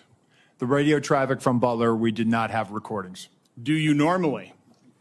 Not on the road outside of D.C. or outside of a presidential or vice presidential stop. So communications between Secret Service agents will not be available like we've gotten the communications from local law enforcement. I'm sorry, Senator. So we're not going to be able to get those communications. You didn't save them. No, sir. Which is very unfortunate. It is, sir. And moving forward, I've directed that we will now start recording those so that we will have them moving forward. And by the way, I'm going to ask for a number of things at the very end to be entered in the record. But one of my preliminary findings is that the Secret Service did not attend the 9 o'clock briefing the day of the event. In your testimony, you said that a site briefing was conducted with Secret Service personnel and law enforcement partners supporting the event. Those both can't be true. So local law enforcement do not believe Secret Service was present at the 9 o'clock briefing. Were they or were they not? So, Senator, with respect to the snipers that went on national television and gave an interview and said that they did not get a briefing from the Secret Service, they were supporting through mutual aid, and our personnel briefed the tactical team leader was leading that element that was providing this counter sniper. Acting Director Rowe, you said that the Secret Service provides explicit instructions to the locals. Were explicit instructions provided to cover the roof of the AGR building and locals just not follow it, or were those explicit instructions not provided? It's my understanding what was communicated is that the locals had a plan and that they had been there before. So an awful lot of the chatter on social media has to do with is there partisanship in the Secret Service, providing coverage for some individuals and none for others, about Secret Service coverage or additional coverage enhancements being denied. Was there ever requested additional coverage for Mar-a-Lago? Senator, we have provided additional resources to the Mar-a-Lago residents. Was coverage asked for and denied ever? I'll have to research that, Senator, but I'm happy to tell you we have made significant investments since the former president has left office. Over $4 million of technology, resources, and alarms. Documents will come out eventually to make the point one way or the other. This is an important piece of information that Congress needs to have. Senator, we'll make those available to you, the there's- investments we've made. There's a report today by Susan Crabtree of Real Clear Politics saying that you denied sniper coverage outside of driving distance to D.C. Is that true? That is a false statement, sir. Well, that is incorrect. That is incorrect. Okay. I mean, that's the kind of information you need to refute with documentation. Deputy Director Abate, you said this was an assassination attempt and domestic terrorism. It's obviously assassination attempt. Why make the distinction? What is different about that? We think it's important to cover all the possibilities here and the reality of what we're dealing with and what we've all seen, Senator. And we've learned lessons from the past. The tragic shooting at the baseball field was referenced here. We've learned the lesson from that. That was not opened properly, and we've made changes in the Bureau, and it's reflected here in terms of how this investigation is being approached with a completely open mind and inclusive of all the possibilities, including domestic terrorism. I fear that makes the investigation potentially partisan. Mr. Chairman, I would like to request that my July 14th letter to Attorney General Garland, Mayorkas, and Wray be entered in the record. It asks for all kinds of information, documentation, asks a lot of questions. My preliminary findings of July 21st and July 23rd, including timelines, a bunch of questions as well, be entered in the record. And then our updated timeline dated today. This goes not only by minute, by second, and we will continue to update this timeline as more information becomes public. This is the way you do investigation. We need to find out literally second by second what happens. So the American public understands the truth. Without objection, so ordered. Senator Butler. Thank you, Mr. Chairman. Thank you to both of our chairman and ranking members for holding this incredibly important hearing critically for the American people to understand the safety and security that is being provided to our national leaders. Thank you both for being here and for, again, answering the hard questions. This is a time of, I think, heightened attention, deservedly so, not only for our national leaders, but for the teacher who decides that they're going to go and participate in their democracy, or the firefighter who wants to hear the voice and vision of the potential next leader of this country. My thoughts and prayers really are with those Pennsylvania families who have lost loved ones or have been critically injured. As I offer my questions today, it would be in service to those, to preventing future incidents. But in the one question of looking backward to the event, on the 13th, Director Abate, can you just talk a little bit about how did Mr. Crooks, how was he able to get an AR-15 onto the roof of that building? Does your investigation illuminate anything that we have learned to help to make that point more clear? We don't have definitive evidence yet as to how he got the rifle up there. Based on everything that's been collected thus far, photos, video, eyewitness accounts, we do believe he likely had it in the backpack. Broken down in the backpack? We're still assessing that. Our laboratory has looked at the rifle itself and measured that against the backpack itself. And if placed in this backpack, it would extend outside. It would have been visible. We don't have anyone who observed him with the backpack with a rifle barrel or other part of it sticking out of the backpack. But the rifle would not have fit fully into this backpack to be concealed and whole. We have video that was recently found of the shooter walking in a distance from his car just before 6 p.m., about 5:56, I believe. And based on everything we have, we assess that he returned to his vehicle at that time, got the backpack, and then proceeded back to the area and to the AGR building. And then he's observed, of course, on the roof just minutes later holding the backpack in front of him. In fact, there's dash cam footage from a police vehicle that shows him briefly traversing the roof with the backpack in front of him. And then it's just minutes after that that he's actually seen by the officer who I described with the rifle on the roof. It's possible that he broke the rifle down, though we don't have conclusive evidence of that, and took it out of the bag on the roof in those moments before and reassembled it there. That's one of the theories we're looking at and working on right now. Thank you for that. You take me right, Acting Director Rowe. Thank you for your years of dedicated service and jumping in a hot time. But you take me right to this point of communication. There's been a lot of conversation about and even in your written and verbal testimony, you have talked a lot about the communication and the disparate nature in which it's happening across the different channels. One sort of foundational question that I have is, are all elements of an event communicated on the same channel? If I lost my kid and I'm at a big rally, are local law enforcement talking on the same channel about me losing my kid that they're talking about a suspicious individual? So when it comes to the locals, they likely have some type of common channel that they work off of in a county or an adjoining municipality. When it comes to the Secret Service, we do have various channels for various agents and our uniformed division officers working specific aspects of that advance. So it's not possible that the delay in communication or the losing of the thread of tracking this individual was sort of lost in the commotion of all of the other communications that could have been, or maybe was sort of separate from the communications channels that were happening.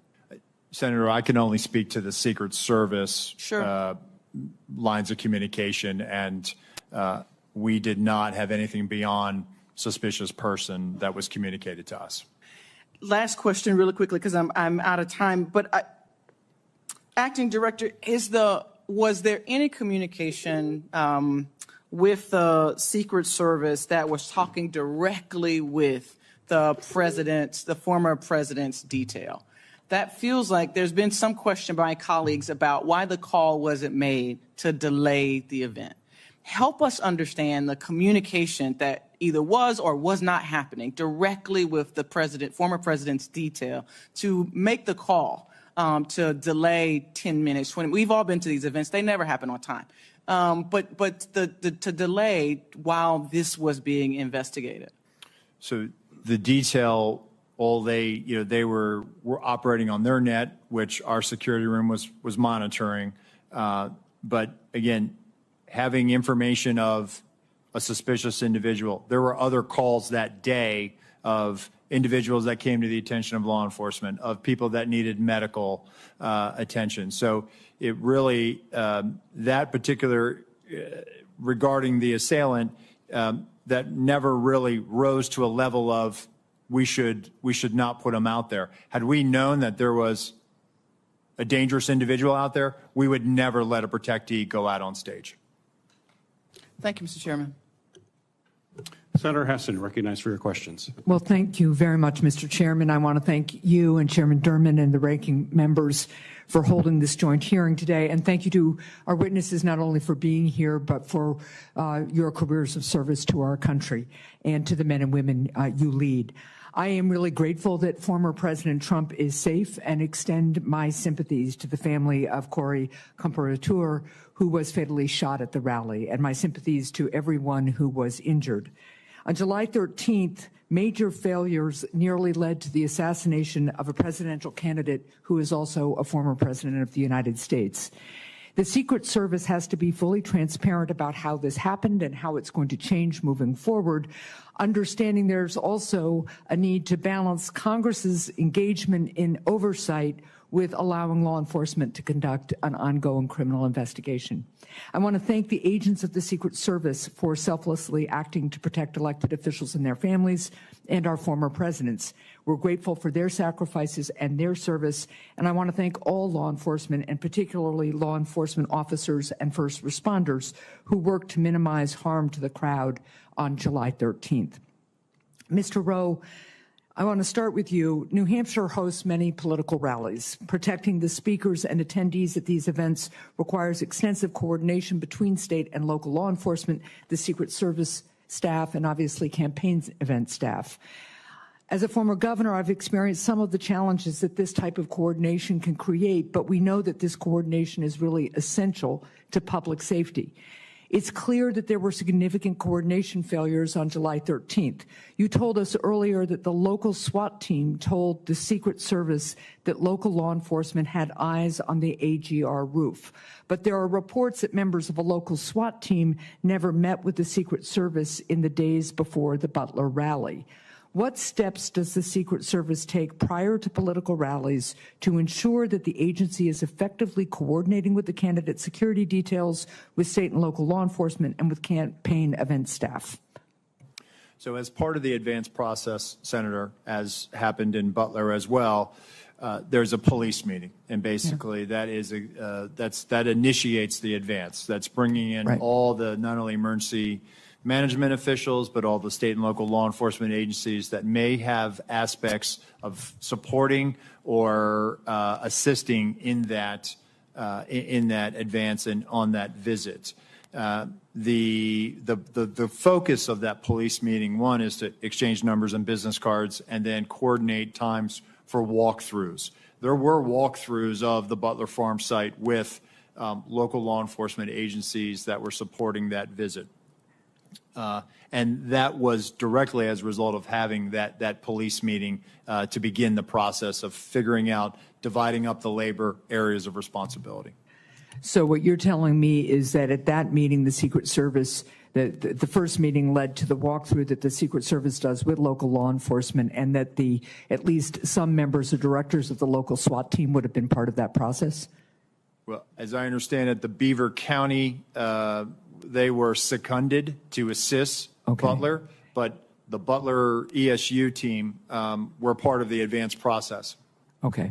How many agents did the Secret Service provide to plan and secure this event, and how many people from state and local law enforcement agencies supported the security of this event? So in totality, between law enforcement, state and local, and federal, there are 155 personnel at the Butler Farm site that day. All combined Secret Service, it's in the 70s.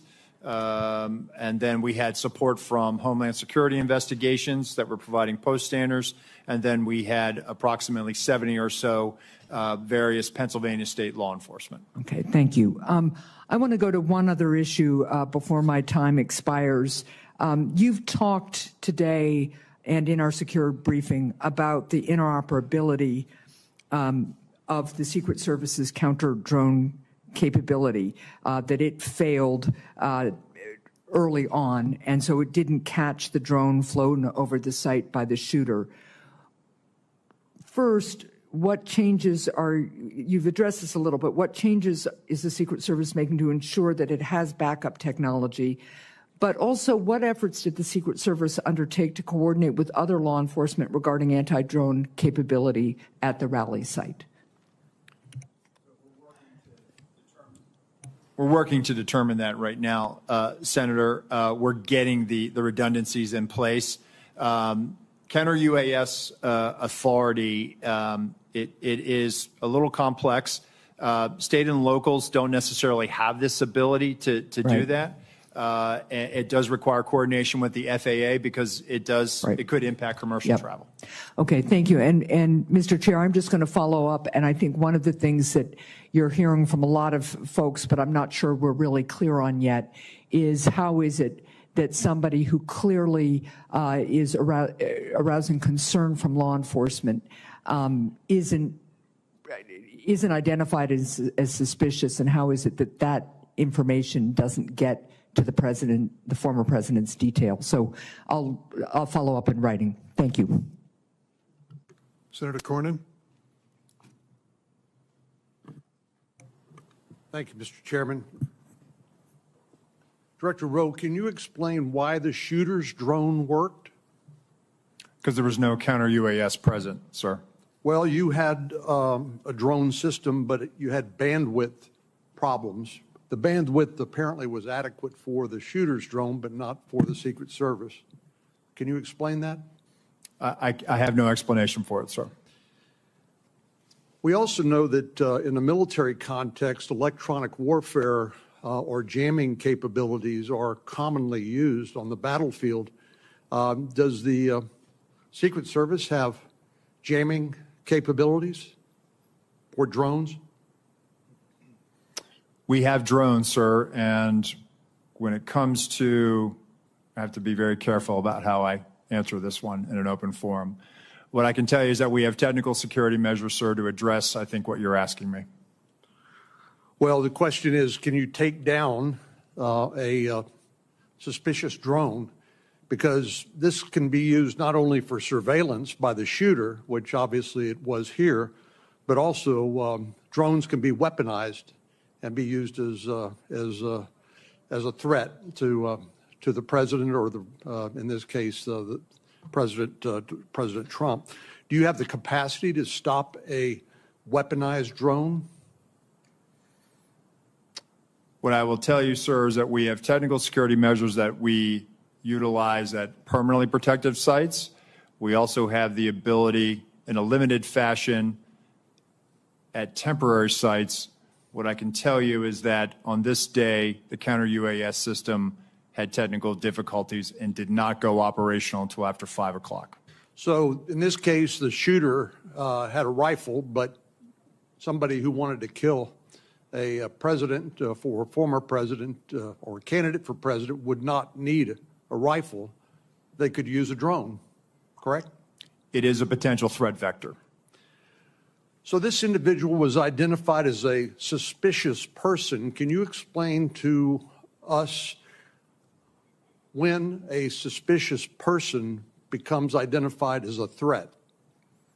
Well, I think it's also when a weapon or some other dangerous item is then presented.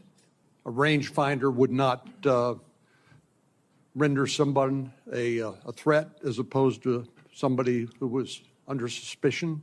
I think the rangefinder is what initially brought him to the attention of local law enforcement.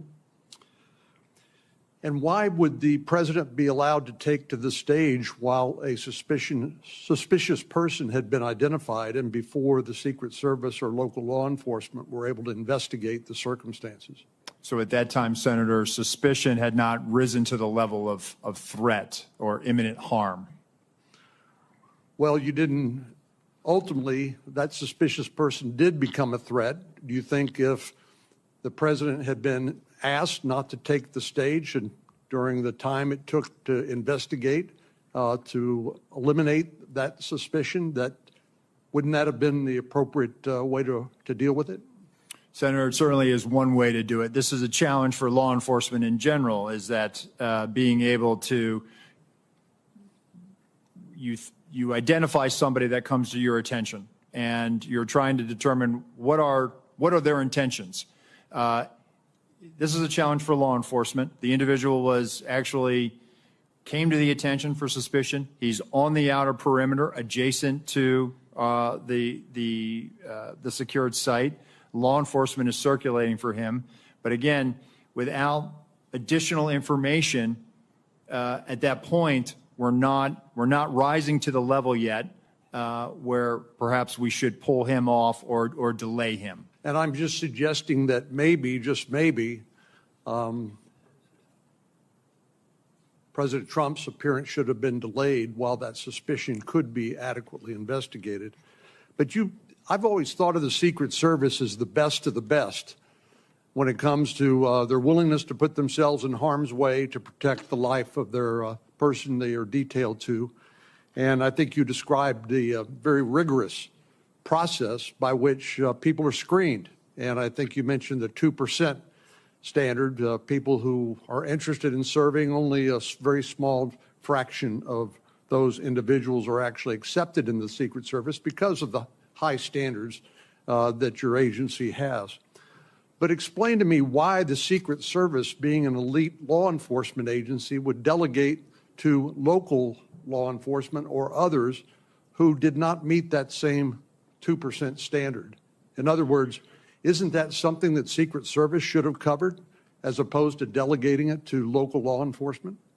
So, Senator, again, this is where I went back to earlier when I said it was a failure to challenge our assumptions. We assumed that the state and locals had it. By no means do I want to diminish the commitment, and I'm sure you agree. State and local law enforcement do their jobs every day and protect the communities that you represent. No doubt about it. So I think what we made an assumption that there was going to be uniformed presence out there, that there would be sufficient eyes to cover that there was going to be counter sniper teams in the AGR building. And I can assure you that we're not going to make that mistake again. Moving forward, I've directed our Office of Protective Operations that when our counter snipers are up, their counter snipers are up and they're on the roof as well. And we do this all the time with our colleagues in the New York City Police Department when we cover the United Nations General Assembly. And so that is our TTP moving forward. Director Rowe, I would just submit to you that those assumptions can be lethal.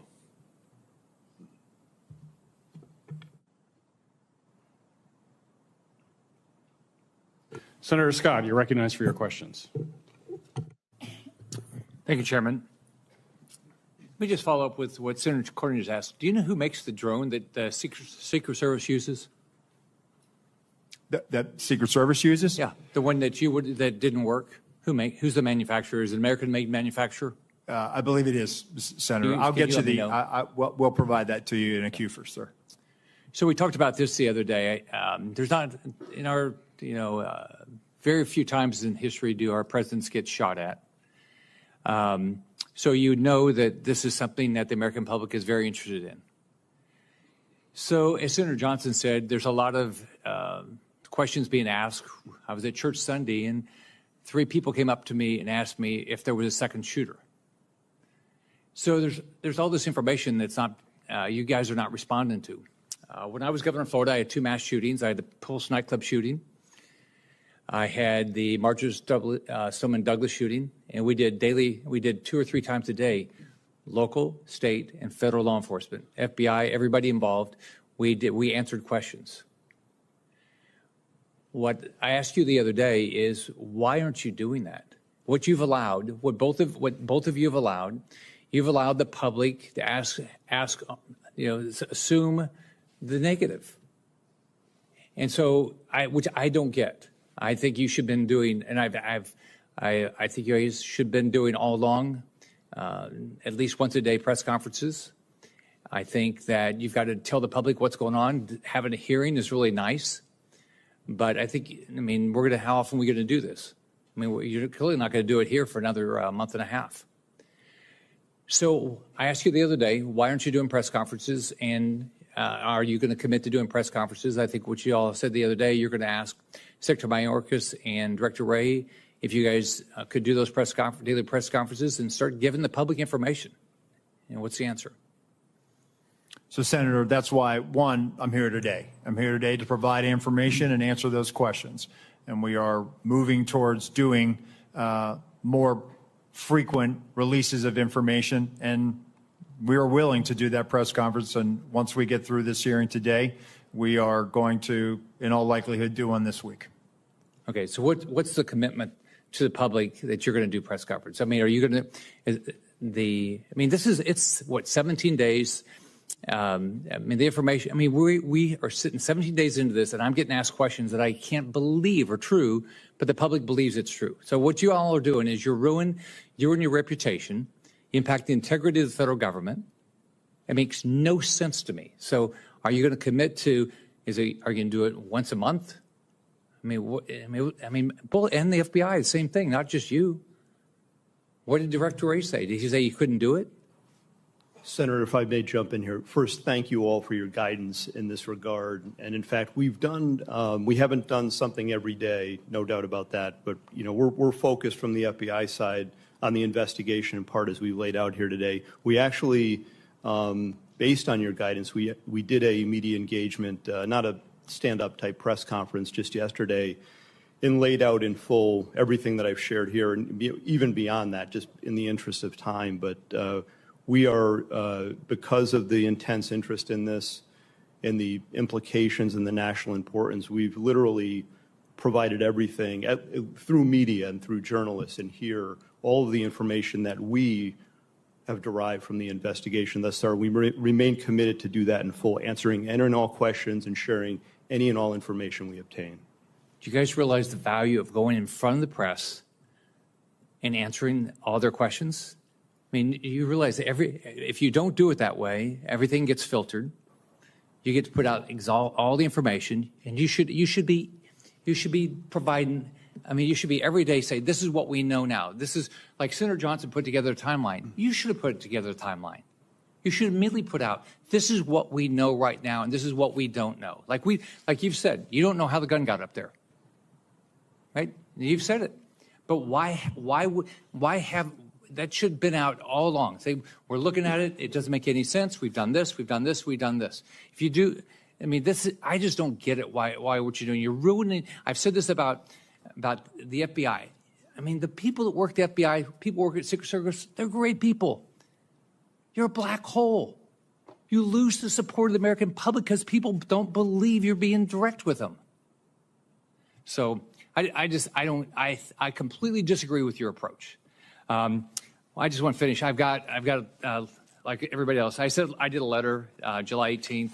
I haven't gotten any answers yet. I want to put it into the record, and I'd love to get the answers to this because this is what the public is asking for. They want more information. They want to know what happened, who's going to be held accountable, and how we're going to make sure this never happens again. Thank you. Without objection, it'll be entered in the record.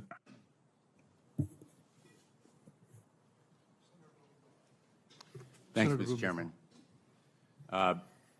Thank you for being here to both of you, and more important, thank you for your professional dedication, your personal bravery, and your devotion to the ideals of law enforcement. I know for both of you this moment is a painful one, and Acting Director Rowe, I've heard you speak in a private setting very emotionally and passionately about the need to take responsibility and take action that will assure accountability. And I know that you share a commitment, along with Director Abate, to full public disclosure to the maximum extent possible. We can make speeches at you, and I've made one myself in that private setting about the need for broader, fuller disclosure to the public, not just in press conferences, but in the course of your investigation about what you know and feel you can disclose without compromising your investigation.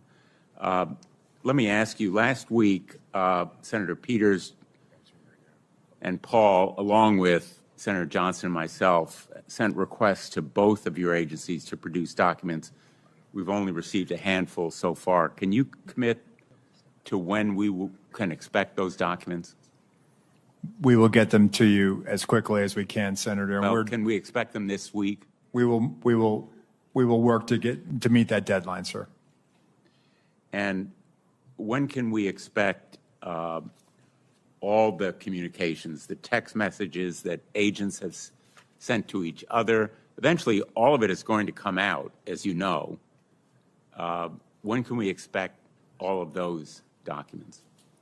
We will gather them up and get them to you, Senator. You, I think, took the position as to the local law enforcement responsible for the shooter on the roof, the snipers that were in place, that it was their job to take him out. But ultimately, doesn't the buck stop with the Secret Service? It stops with us, sir, but let me just clarify. The perspective that they had on that roof, when I show you the perspective from what our sniper saw, he's on the downside of that ridged roof. Their perspective from the AGR building, looking out, their area of responsibility, looking left, they should have been able to see. You can see in that photo in Exhibit A, which we will make part of the record and turn over to the committee. He's already crossed over that bridge or the walkway and stepped up onto that roof. I'm not saying that they should have neutralized him, but if they'd have just held their post and looked left, maybe, and there's a lot of maybes there, Senator. A lot of maybe he would have been maybes, detected. but somebody needs to be held accountable. And I think Senator Graham hit the nail on the head. We need to know who specifically was responsible for doing what. Who was responsible for saying to former President Trump, sir, it's not safe to go out there yet? Who was responsible for making sure that those local law enforcement were doing their job? Who was responsible for tracking down that suspicious person who fit the profile? 10 to 25 years old, young male. The FBI has warned us about it year after year after year. Director Rowe has come before us and said the threat is from domestic extremism. The lone gunman, we're all aware of it in law enforcement. So I think we need individual accountability here, and people need to be held responsible, in fact, lose their jobs, if necessary, to send a message that this massive intelligence and surveillance failure, as well as the enforcement failure, cries out for accountability. Let me just ask, in the short time I have left, what is the nature of the Iran threat?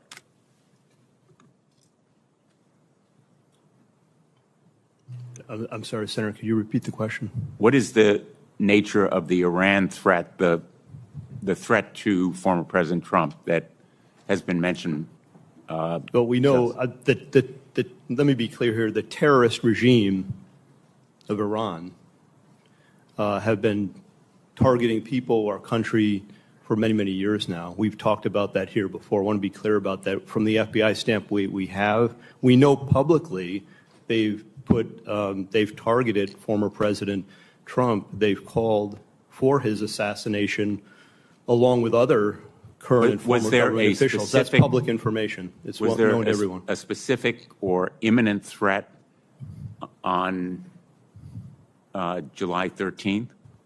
We have no information that there are any co-conspirators, or that foreign or domestic, including Iran, related to this. But we're not, I want to be clear, we have no evidence of that. We're not ruling anything out. We're looking into all possibilities and leaving our minds open to that.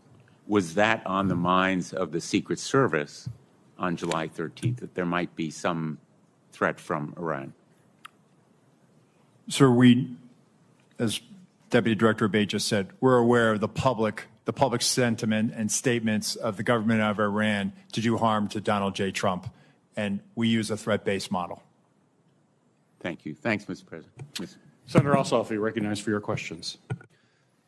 Thank you, Mr. Chairman, and thank you both for your testimony today and for your service. Mr. Rowe, I want to begin discussing Secret Service staffing and the extent to which HSI or other personnel are augmenting or backfilling inadequate Secret Service capacity generally and on the day of the assassination attempt. To what extent are HSI personnel, for example, filling close protection roles that would normally or optimally be filled by Secret Service personnel? So, thank you, Senator, for that question. So, as we have done, even back when we were with Treasury, we enlist during campaign years the assistance of other law enforcement agencies in that department. So, when we were in Treasury, we used ATF, we used IRSCI. When we transferred over to the Department of Homeland Security, we have brought that practice with us. So going into a campaign year or during a national special security event like the United Nations General Assembly, we will enter into a memorandum of assistance for the campaign with HSI. HSI will provide post standers, essentially federal agents, law enforcement, to be able to help secure a site. When it comes to close protection, the only time that we will utilize them is during a United Nations General Assembly, where they may be utilized to protect a low-level head of state or provide security at a hotel in New York City where those protectees are staying. So on the day in question, all of the former president's close protection detail were full-time Secret Service personnel? They were, and they were assigned to the Donald Trump detail. Okay. Interoperability with other federal and state and local law enforcement agencies, specifically on communications. What have you determined to date played a role in failures to swiftly communicate between agencies the suspicion or identification of a threat? Well, I think there was a delay in reporting, not having that real time. So as they were closing in on him, as information is known, as be more specific, when who were closing in on him? As local law enforcement were closing in on him, as he's seen scurrying across the roof, right? That information, and we're getting to the bottom of that. We're working on trying to figure out what was the delay. Why didn't we hear that coming out of the unified command? So based on the information I have right now, what I can tell you, Senator, is that apparently not having that real-time information is what really hindered us in being able to understand more than it was just the locals working an issue at the 3 o'clock. There was actually a little bit something more urgent than that. Does it appear that that is due to a lack of communications links between relevant officials and agencies, or poor communications practices and a failure to report? I don't want to rule out. I want to have a neutral opinion on that. So I don't know if it was poor practices. I can tell you that the interoperability, not being able to have that technical fix, which is a lofty goal to be able to do that, is something that has been a hindrance. But that's why we use a counterpart system. So there, in fact, is not the capability when an intergovernmental, interagency team is deployed to secure a site like this and to mount, if necessary, a quick reaction. There is not currently the capability for example, state law enforcement SWAT personnel or local law enforcement officers to communicate directly with Secret Service officers on site? So technically you could do it, but it would take a long time to get it done. And for a 1 day or an 8-hour operation, it requires a lot.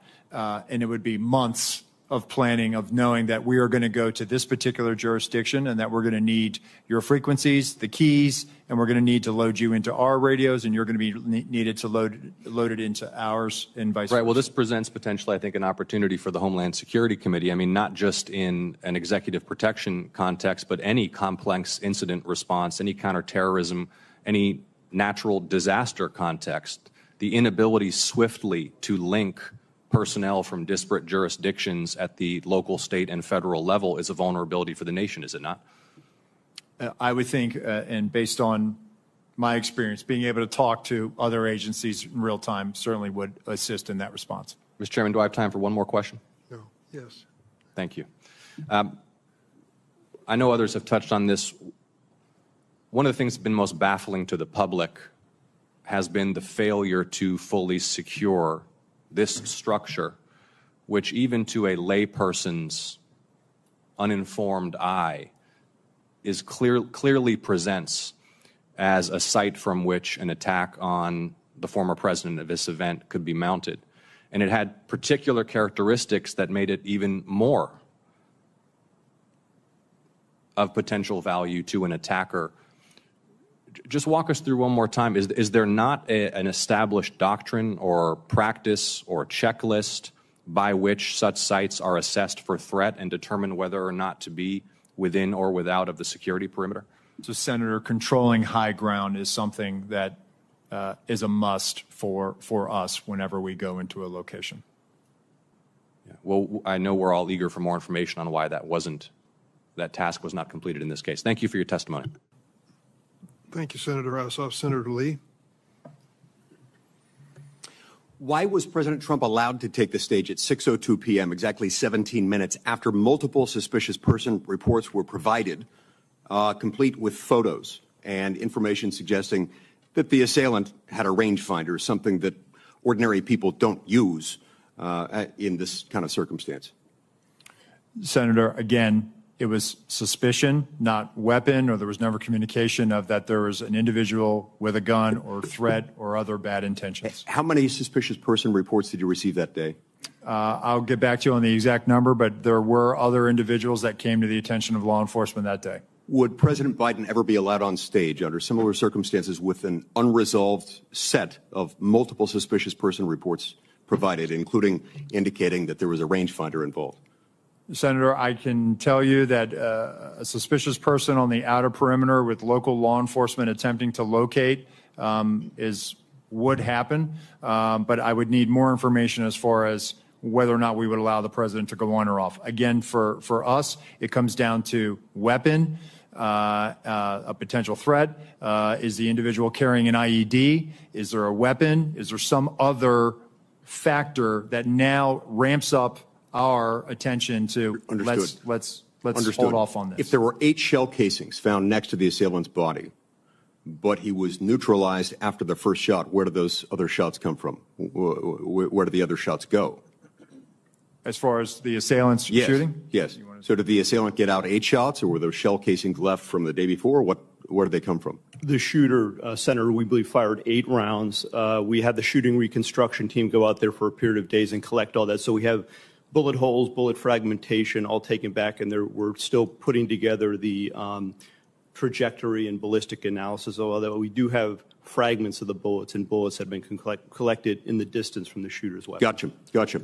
It's my understanding there was a sniper team assigned to a window with complete overlook, complete view of the roof, the same rooftop, the sloped rooftop where the shots were fired. It's also my understanding, according to some whistleblower accounts, that post was abandoned. What can you tell me about that? Why was it abandoned? So I saw that from the colonel's testimony, sir, and it's something that I've asked and our mission assurance is getting to the bottom of. And there were two-man counter-sniper teams from the locals that were in that AGR building. And so at some point they just left? That I don't have an answer for you on that, Senator, but it seems to me that if even one of them left, there should have been remaining some additional eyes left in that building. Yep. That seems like something that maybe should be one of the very first questions you address. I'm actually surprised that you don't know that already, and I'd ask that you submit to us in writing what you learn as soon as you learn it. Will you commit to that? Yes, sir. What can you tell me about, well, let me just state this way. Multiple requests were made by Trump's protective detail and by Trump's campaign team to the Secret Service for additional resources. I'm told that those were denied. And as I recall, the Secret Service spokesperson initially denied that such requests were made and denied. Why not tell the truth from the outset? What were they trying to do there? So, Senator, I don't think there was any intention to mislead. Seems like a pretty material fact, doesn't it? I saw that report. Go ahead, Senator. Will you commit to me that you will submit to us in writing what requests were made, by whom, and to whom, and when they were denied? I will, sir. Okay. Look, at the end of the day, we're looking at a situation in which, at a minimum, people knew that this guy had a gun at least 2 minutes before the shooting happened. I want to know what you can tell me about what happened during that final 2-minute period where a whole bunch of people in the crowd saw and were shouting, he's got a gun. During that 2-minute period, perhaps at the beginning of it, the local police started to climb the rooftop, and there was at least 30 seconds after which local police were able to personally observe the shooter with a gun, had the gun pointed at him. What happened during that time period, and why on earth was President Trump not removed from the stage at that moment? So again, Senator, the reason why President Trump was not removed was, again, we did not have anything more than locals working an issue at the 3 o'clock. Wasn't determined as to whether or not it was the same individual or not, and there was no report of the same individual as what? The same suspicious individual. Right, but we've left the category of suspicious individual at that point. You've got a guy with a gun on a rooftop 136 yards away from the stage. You know that he's got a gun at that point. What happened during that time period that did not result in President Trump, his protective detail, being notified of that and him immediately being removed from the situation? Senator, what I will say, and then I'll turn it over to Deputy Director Abate. No information regarding a weapon on the roof was ever passed to our personnel. How is that even possible? Do you want to comment to that? Senator, again, I believe that information, and this is probably something my colleague can expound on, information that was in law enforcement, local law enforcement channels, but did not cross over and make it to Secret Service awareness. Senator, just to clarify the timeline, so the individual was first seen by law enforcement on the roof at about 6:08. We're still working to perfect the timeline based on the radio comms and all that. It wasn't until at 6:11:03 seconds, the officer saw him and called out his arm. That was the first sighting where he had the rifle on the roof. And then and that was relayed to the Secret Service Command Center at that point. My understanding is no, Secret Service, it was not relayed to them. It's a narrower time frame, though. It's probably about maybe up to half a minute between the time he's seen with the rifle and when the shots are fired. But there's still time. At that point, if there were an open channel of communication in which they were able to tell him, he's got a gun, take him out. You could still take President Trump off the stage. You could have him duck. You could have the shooter neutralized. Do you not have a channel of communication by which they can say, gun, take him out? So again, Senator, that information stayed in local channels and did not make it over to Secret Service. Did they not consider that relevant? You're saying that the local police didn't consider that relevant enough to pass along to the Secret Service? Sir, I think that they were in the midst of dealing with a very critical situation, and they articulated that over the radio, as I understand it. However, it was never relayed over to us. Thank you, Senator Lee. Senator Hawley. Thank you, Mr. Chairman. Director Rowe, can you put your first poster, your first demonstrative back up? Please put A up, please. Let's make sure everybody can see it. This is the photograph, I believe, that you took, your team took of the roof, the AGR roof. Yeah, that's the one. Okay, so from this vantage point, as the law enforcement who are in those windows, as they look left, they should be able to see the shooter clearly there on the AGR second floor roof. My question is, why is there not a Secret Service counter sniper on that roof?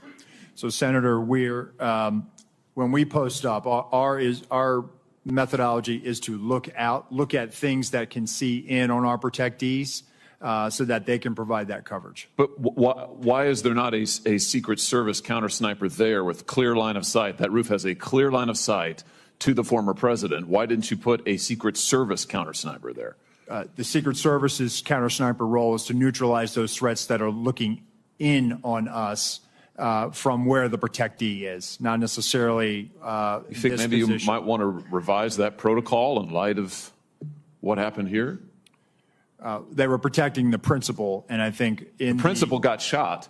I understand that, sir. So do you think you might want to revise the protocol? Let me ask you this. Who was the lead site agent who made the decision to leave the AGR building completely outside of the security perimeter? Who was that? Senator, I cannot give you that name. This person is operational. They're still doing investigations. They're still doing protective visits. Have they been relieved of duty?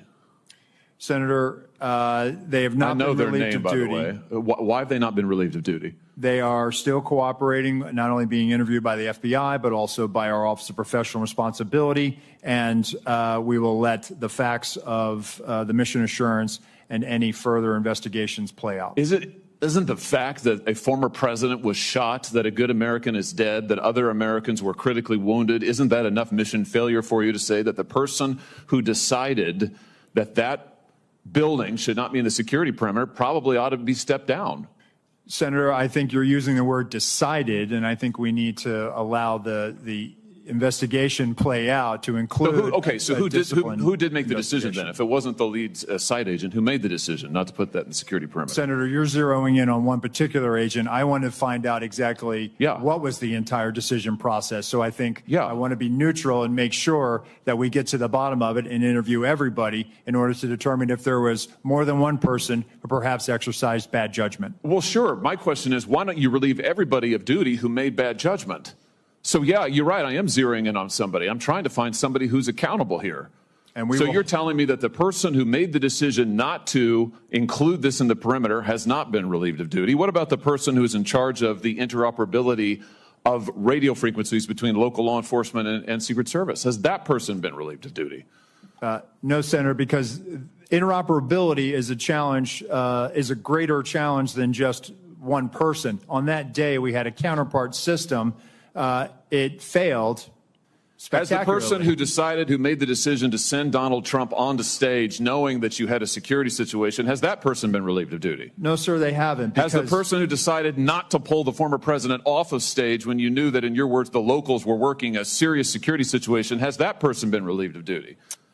No, sir. Again, I refer you back to my original answer that we are investigating this through a mission assurance.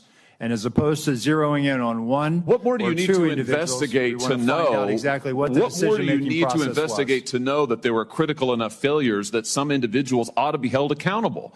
I mean, what more do you need to know? What I need to know is exactly what happened, and I need my investigators to do their job. And I cannot. A lot of people didn't do their jobs. I cannot put my thumb on the scale. Otherwise, what do you mean put your thumb on the scale? You're asking me, Senator, to completely make a rush to judgment about somebody failing.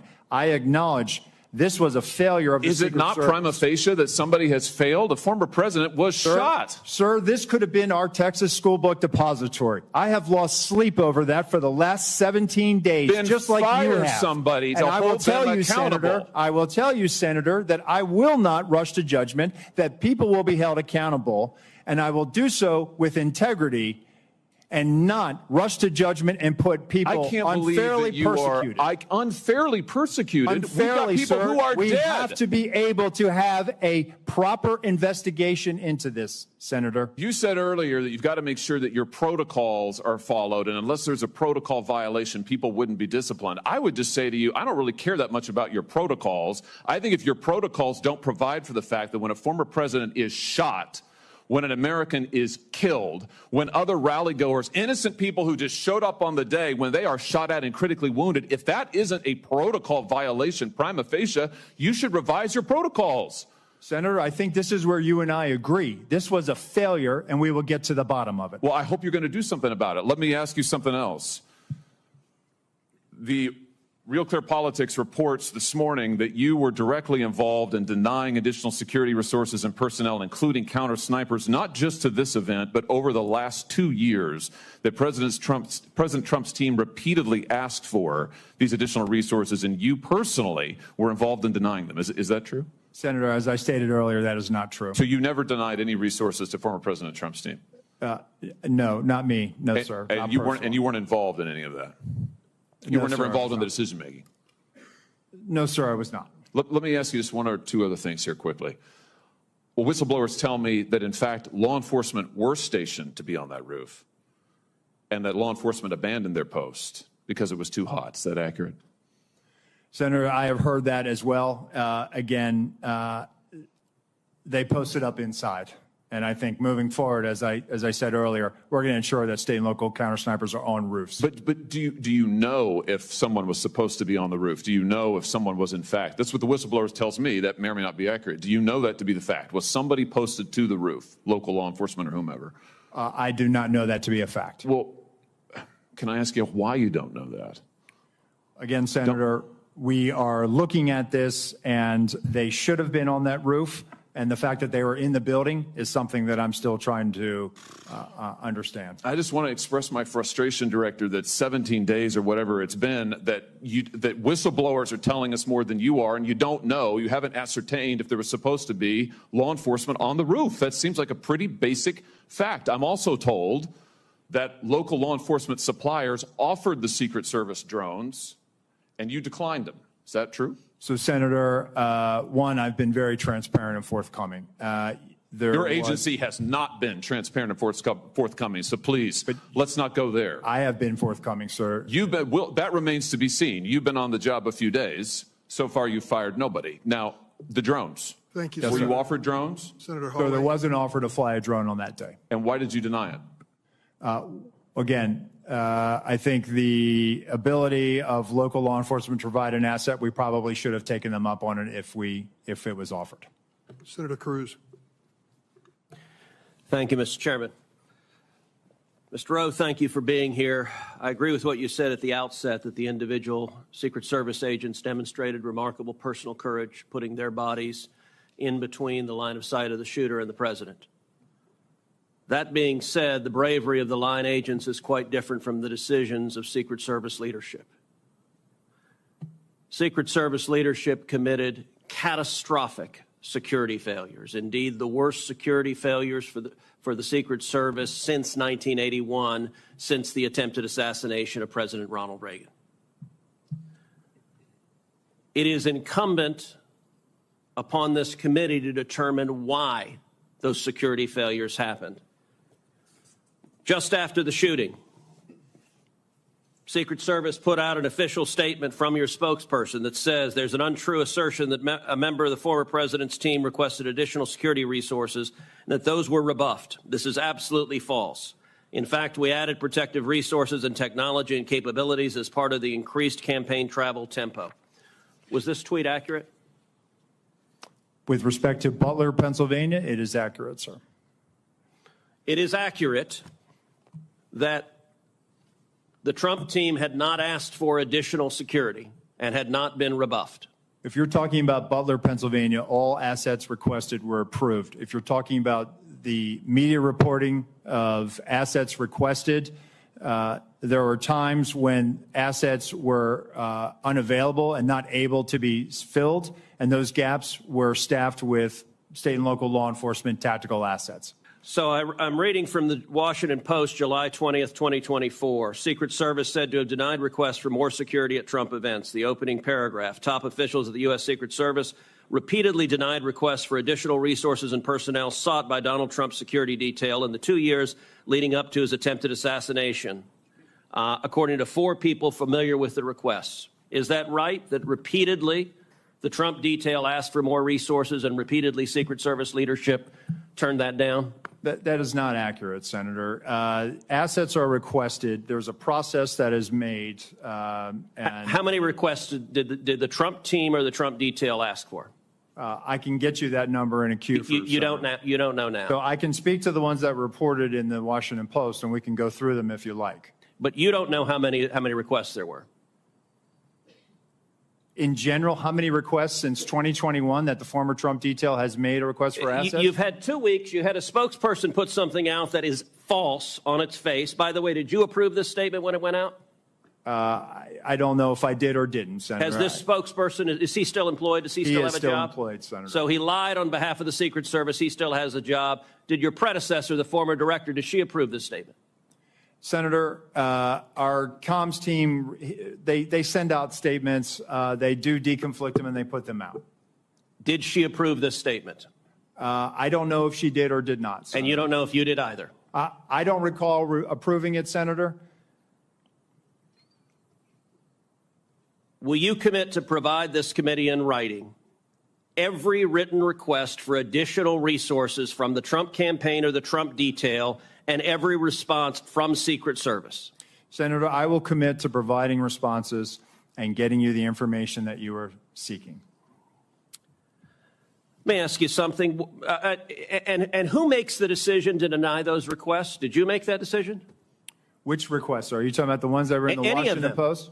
Yes. So the process, sir, is that a detail will make a request for either staffing, technical assets, that is handled between the field office and the detail. It goes up to a logistics office between our Okay, so there's a bureaucracy. Is there a decision maker? It's not a bureaucracy, Senator. Give me it's the a person process. that's a decision maker. Is there one? Senator, it's a conversation. It's not just an absolute yay or nay. So let me tell you what I believe. I believe that the Secret Service leadership made a political decision to deny these requests. And I think the Biden administration has been suffused with partisan politics. Did the same person who denied the request for additional security to President Trump also repeatedly deny the request for security to Robert F. Kennedy Jr., whose father was murdered by an assassin and whose uncle was murdered by an assassin? Did the same person make that decision? Senator, what I will tell you is that Secret Service agents are not political. Okay, you're not answering my question. But you know what? Leadership appointed by the president, leadership appointed by the president is political. I have a simple question, yes or no. Did the same person deny the Trump request that also denied the RFK request? That's a yes or no question. Senator, that is not a yes or no question. One, there is a process for a candidate nominee to receive protection. Does the buck stop anywhere? Does the buck stop anywhere? Bipartisan process that the Hill participates in. It's a bicameral, bipartisan process. What camera? For a candidate, you are not a Congress. You don't have a camera. Mr. Kennedy submitted a request that was referred over to the CPAC. Okay, you're refusing to answer the question. Let me ask, because the failures on that day were catastrophic. By the way, is it true that on the day of the Butler event that Secret Service transferred agent from President Trump to the First Lady? No, sir, that's not true. That's been widely reported. It's not true. There was one airport agent that actually went on the manpower request for the Trump detail. They handled the arrival at the airport. What was the relative and size of the Trump detail compared to the detail that is assigned to the President or the First Lady? Senator, the former president travels with a full shift, just like the president. What's so the exact same size? Is that your testimony that President Trump had the same size detail that President Biden has? On the day of in Butler, the agents surrounding him, it is the same number of agents surrounding the president today. There is a difference between a sitting president who also not only Hold on, you're using president in a way that is not clear. Is it your testimony that in Butler, Pennsylvania, Donald Trump had the same number of agents protecting him that Joe Biden has at a comparable event? I'm telling you the shift, the close protection shift surrounding. That's yes what you or no. asked me, Senator, and I'm trying to answer it. You are not answering it. Is it the same number of agents or not? Senator, there is a difference between the sitting president of the United States. Then what's the difference? The difference? 2x, 3x, 5x, National 10x? Command Authority to launch a nuclear strike, sir. I'm not other assets how many more travel agents? with the president that Sir, the former president will you are not get. refusing to but answer the number straight. of Secret Service Sir, agents protecting him. Stop interrupting me. Go ahead, You Senator. are refusing to answer clear and direct questions. I am asking the relative difference in the number of agents between those assigned to Donald Trump and those assigned to Joe Biden. I'm not asking why you assign more to Joe Biden. I'm asking, is the difference, is it 2x? Is it 3x? Is it 5x? Is it 10x? Senator, I will get you that number so you can see it with your own eyes. Senator Marshall, you're recognized for your questions. Thank you, Mr. Chairman. Director Rowe, there was probably 10 buildings within sniper range of President Trump on that afternoon. Why was the building being used by the sniper not in the security zone?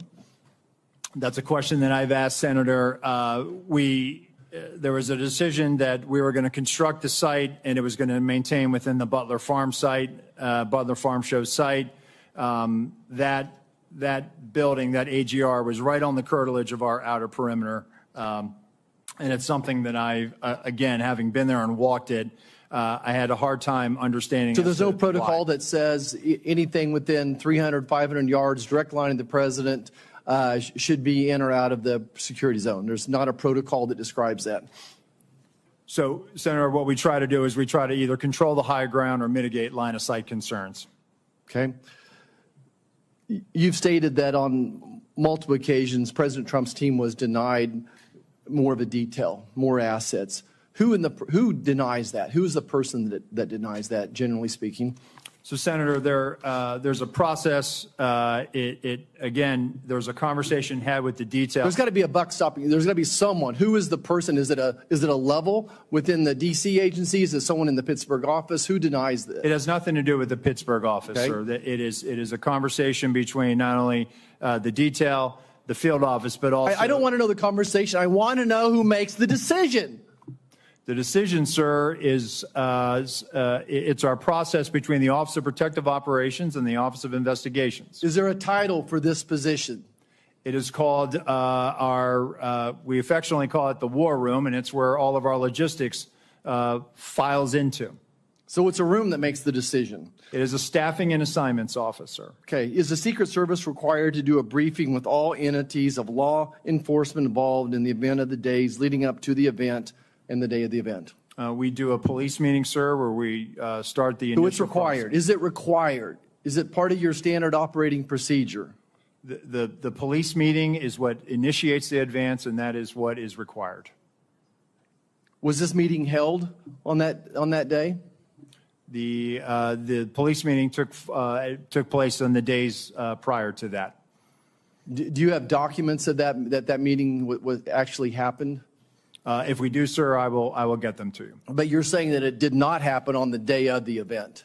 So I think what you're referring to is a briefing that the state and locals would have done with themselves. We did a briefing with our own folks. They briefed. When did you? Did your people meet with local law enforcement the day of the assassination attempt? Yes. Okay, and you realize that the local law enforcement says no, that meeting never happened, and that's why we need to get these people in to talk to us, and this is why the FBI needs to be speaking up sooner than later and say that meeting did or didn't happen. Surely there's some type of documentation of that meeting one way or the other. Is there documentation of that meeting? So, Senator, I can tell you that what you're referring to is the counter sniper team seconded to Butler ESU.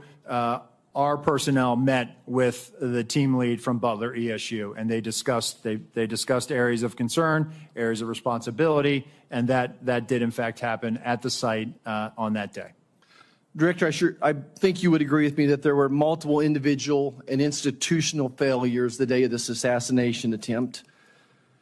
You have a $3 billion budget. You're still 2,000 employees short. And in 2022, the Secret Service had a 48% departure rate. That tells me you either have a cultural problem or just gross incompetence. Which one is it? So, Senator, I would challenge that 48% departure rate. Let me get you some statistics that we have. It is not 48%. But go back to the multiple failures that we saw on an individual basis as long as systemic. I think it proves that there's either incompetence or some type of a cultural problem within the SS. So, Senator, I know you're not calling our workforce incompetent, and I know we do not have a cultural problem. If anything, we are dedicated to making sure that we don't have mission failure. And let me get you the hiring numbers that we have, because I think you will actually see that, no, we've actually done very well fairly recently with trying to make sure that we have the numbers that we need. Of course, we need more people. Everybody does. But let me get you those numbers, and I think let your own eyes Would you also disagree with me when it's reported that almost 50% of the rank and file officers don't trust leadership within the Secret Service? Senator, I think it's the right of every worker to talk bad about their boss. Thank you. I yield back. Senator Hirono, you're recognized for your questions. Thank you, Mr. Chairman. Clearly, there is a lot that the Secret Service has to answer for in this stunning security failure. But I do want to follow up on Mr. Abate's testimony that an online profile of the shooter may have been found, and you said it contains anti-Semitic and anti-immigrant postings. Can you elaborate? Have you found anything further in the shooter's profile? Senator, this was just discovered, as I mentioned, and it's being closely analyzed right now. We need to verify that it is, in fact, that it belonged to the now deceased shooter and that he made these comments. So that's why I felt it important in the interest of transparency to share that here, but add the caveat that we still have a lot of work to do, which we're working on quickly to determine that. It's of importance, I think, because if it is, in fact, the shooter that posted these comments, it's the first real indication where he's expressing what are described as extremist views and talking about political violence. I take it that once you determine that it was in fact the shooter who posted these kinds of comments, that you will let the public know as well as this committee? Absolutely, Senator. I think, in fact, it is very important that many of the perpetrators of mass shootings, et cetera, have these kinds of postings online that are very anti-immigrant, anti-Semitic, anti-everything. And it is really important as we determine the kind of profile for many of these shooters that we understand how critical it is that we are careful, how critically important it is that people are careful about what they're posting online, the misinformation, disinformation, everything else along those lines. This is for Mr. Abate once again. What kind of firearm, what kind of weapon did Crooks use in the assassination attempt? This was an AR-15 style rifle manufactured by a company named Panther Arms. And once again, many of the persons involved in these kinds of mass shootings use this particular kind of weapon. We know from similar hearings that the Judiciary Committee has had that we are a nation awash in guns. In your view, shouldn't we be doing more to prevent the easy accessibility of these kinds of firearms in our country?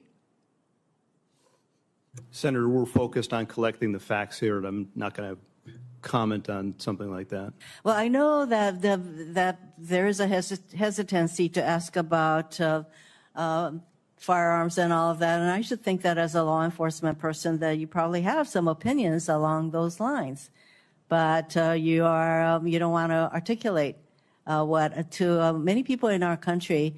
There's a causal factor here, the easy accessibility of guns. And I want to ask that question because I think it's important that the American people understand that, we are a nation that is awash in guns, and we have more mass shootings than any other country, and yet we have been unable to pass the kind of laws that prevent these kinds of firearms to be easily available, that we have not done enough to promote gun safety in our country. And Mr. Chairman, I wanted to articulate that as the elephant in the room that nobody wants to address, including apparently our law enforcement officers. I am disappointed in that, but obviously we have work to do to create a much safer environment and to prevent persons who have these kinds of ideological perspectives and who are, I would say, who have these kinds of profiles to have such easy accessibility to the kind of firearms that can cause mass death and destruction. Thank you, Mr. Chairman. Senator Langford, recognized for your questions. Chairman, thank you. Thank you to both of you for the testimony today. Director Rowe, future Vice President J.D. Vance was in my state this past week in Oklahoma City. I talked with some of the Secret Service folks that are there. They're doing a terrific job. I got a chance to be able to thank them personally for the tasks they're doing, and I know the Oklahoma folks in Secret Service, and they're very dedicated, incredibly sharp people on that team. So I know this is a challenge to all Secret Service. This is something every Secret Service agent wakes up every single day and wants to avoid. So please continue to be able to pass on our gratitude for the work they do every single day and for what's happening out there. I will, so sir. I appreciate that. Mr. Bate, I want to ask you about some of the interviews that have happened. Y'all have done more than 400 interviews at this point. For the counter-sniper team that was local law enforcement that was on the second floor overlooking that rooftop, have they been interviewed at this point? Yes, Senator. I believe that each of them have been interviewed. Do you know offhand if they were at their post at that time, able to look across that? They were at that post at sometimes. Do we know they were at that post at 6:08 to 6:11? My understanding, and I want to be fair, I have not read the reports directly, but I've been briefed on some of it. They were at times during the time frame we're talking about here on post within the AGR building. And I do believe, but I would want to confirm this at some point, one or more did venture out in an effort to locate and isolate the. We understand from the timeline that they were also looking for this individual that was suspicious, that they had left that post to be able to try to look for him on the ground at different points to try to be able to see if they could get a different perspective. What we're trying to figure out is during that time period that he actually climbed on the roof, assembled a firearm or took a firearm with him or picked one up, whatever it might have been there, that they were able to actually see him if they were able to look left, as been acknowledged in the photos that are up there. Senator, I don't know the exact timing and the movements of each officer that was out there, but what I would derive from it is they were all focused on locating the shooter, right, the suspicious person at the time. And then, as we've all seen, the one officer attempted to get on the roof directly. There were efforts going on in those final minutes, right, on the video to try to get to this person. We've got one officer being boosted up by another officer, yes, to look up on the roof because people on the ground had said there's someone up there and they have a gun that's crawling on that roof. And so they climbed up to be able to see it. He turned around with a rifle. He came down. And then at that point, he gets on the local radio that he has and says there's someone on the roof with a gun. Is that correct? Yes, Senator. I believe that that's accurate. So what's the rest of the radio communication? We've heard that first call in. We know it's about 30 seconds from the time he called in till the actual first shot rang out. What else was discussed on the radio during that 30-second time period? Senator, we have the radio communications. The local radio communications were recorded and captured, and we do have that as part of the investigation. The key points to me, that local officer communicating that he sees the individuals, he's armed, that's at about 6:11 in some seconds, I think it's 3 seconds, and then he identifies it as a long gun at about 6:11 and 11 seconds. And the shots, which all happened quickly together, I believe happened within probably 30 seconds. So we're talking about over the radio because there's a command center there Yes. where all radios, including the local, as they are all being listened to try to be able to review. There's a statement that has the word gun in it that's coming out across the radio. We only know that first communication. We don't know what came back and forth on that. We'd like to get transcripts of that conversation that was done in local law enforcement. But coming into that command center, there's also the word gun coming through one of the radio frequencies. I would think that would be communicated pretty quickly to everybody across the spectrum. 30 seconds is not long, but that's an NFL play plus a huddle plus the next play. I mean, Yes, that's quite a bit of time still to be able to respond. When Secret Service moved to be able to protect the president once the first shots were fired, within 2 seconds, they're gathered around him. So trying to be able to figure out where the word gun got lost in radio communication here and what else was said. Certainly, we will share the communications with you and the committees, Senator. I will note, just from my notes, there was effort within those minutes and seconds once the gun was announced. There's other communications where the local police are talking about deploying a QRF and responding, and that they've got the building surrounded. So it's not an avoid. I don't want to give you the misimpression. Right, I understand. But typically, I would assume for Secret Service, if they hear over the radio over something gun, they're moving to be able to protect the detailee, the person they're protecting at that point, the protectee, that they're moving pretty quickly at that point if that's what's actually coming out. And so that's what I'm trying to be able to figure out, how that didn't get communicated out to the people that were directly in front of the former president at that point.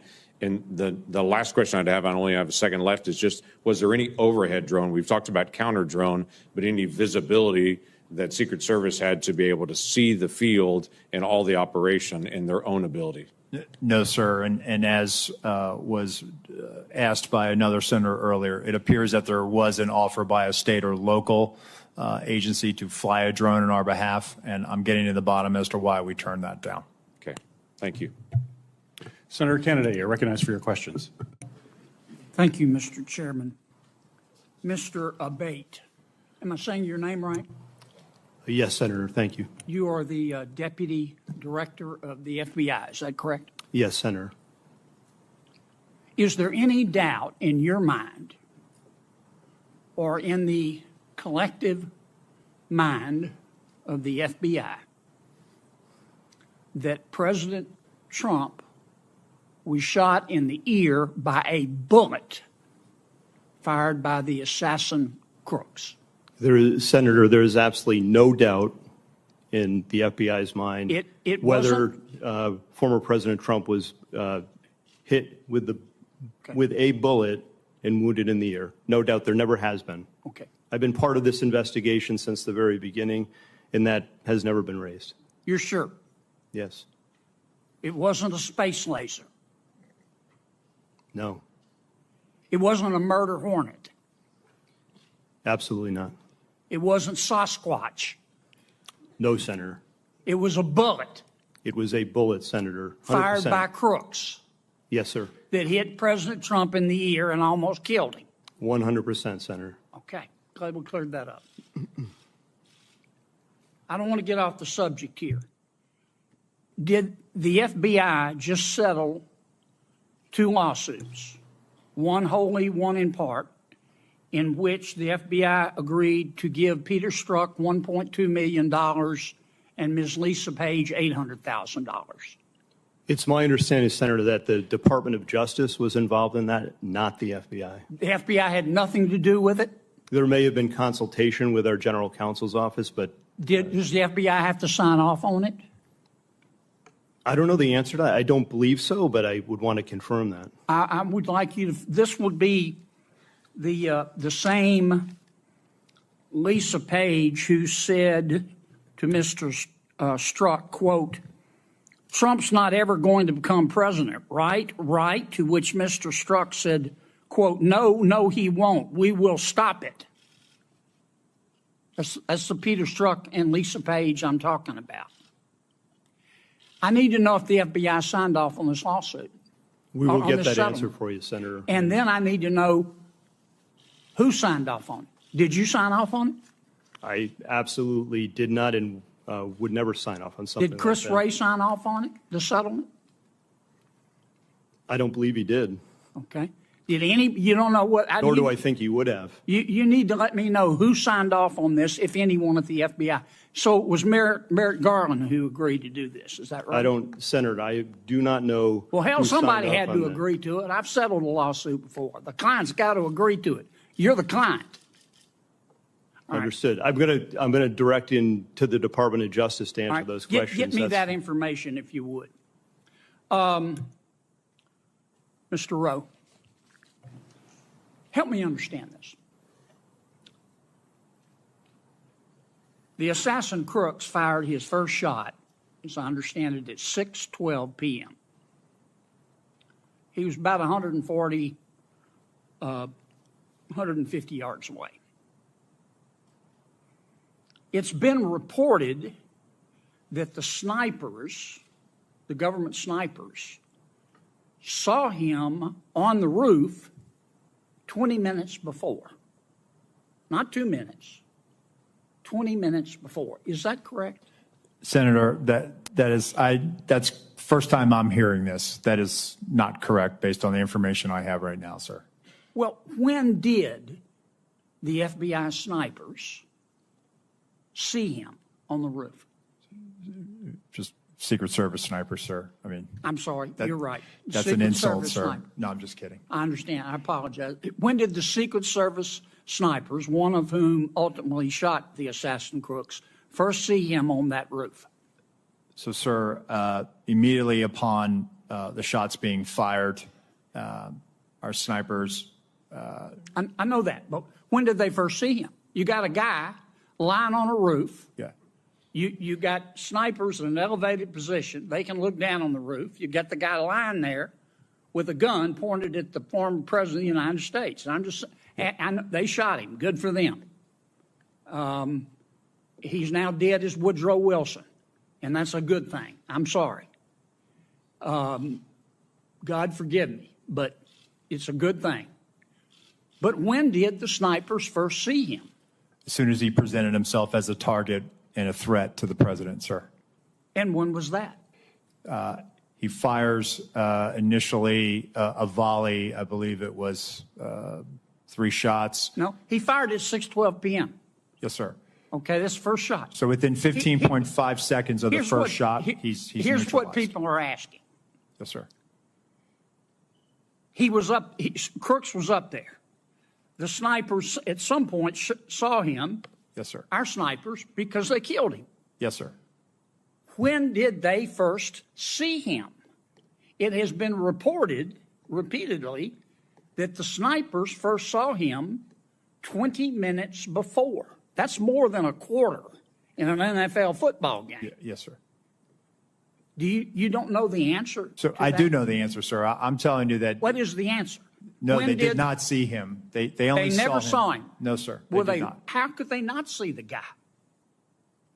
How could they not see him? They're in an elevated position. They're checking rooftops. They're looking around. There's two government snipers. How could they not see him? There he was, big as Dallas, lying there with a gun pointed at the president. How could they not see him? I believe he was obscured by that roof, sir. He did not pop up. The roof is flat with ridges. He's below the line where they would have seen him, sir. There is he did have concealment. I'm not going to say it's cover. He did have concealment, and then ultimately gets into firing position and fires. And within 15.5 seconds of his first shot, he's neutralized. I've gone way over. You gentlemen need to answer these questions. Mr. Deputy Director, get me that information about those lawsuits. Senator Rosen, you're recognized for your questions. Thank you, Chair Peters, and Ranking Member Paul for holding this important hearing on the attempted assassination of former President Trump. I am grateful for everyone's service and dedication. However, it's critical that this committee get to the bottom of what happened that day so that we can prevent any future catastrophic security failures and ensure that nothing like this happens again. And so, Director Rowe, given that the event took place in a rural area, we've talked a lot about connectivity issues. Was law enforcement at a disadvantage due to a lack of or limited connectivity? And why has the Secret Service not adopted a dedicated satellite-enabled Wi-Fi connection, which would facilitate integrated communication, enable device connectivity to include drones, and allowing for the sharing of real-time intelligence? So, Senator, thank you for that question. So, based on what I've seen, that radio connectivity, cellular, was an issue that day. With respect to the satellite broadband, that is something that I've tasked our CIO, and then we're getting some support from the Department of Homeland Security on. So we will start to leverage whatever asset we have to ensure that connectivity. Well, I can tell you that we have those SEER ratings in Homeland Security, those special event ratings that we have for things like the Super Bowl. We have it a lot in Las Vegas, and they do bring these mobile units to be sure that we have all the dedicated Wi-Fi, cell service, and integration that is absolutely necessary for securing a huge event. And so I look forward to hearing about that. Thank you.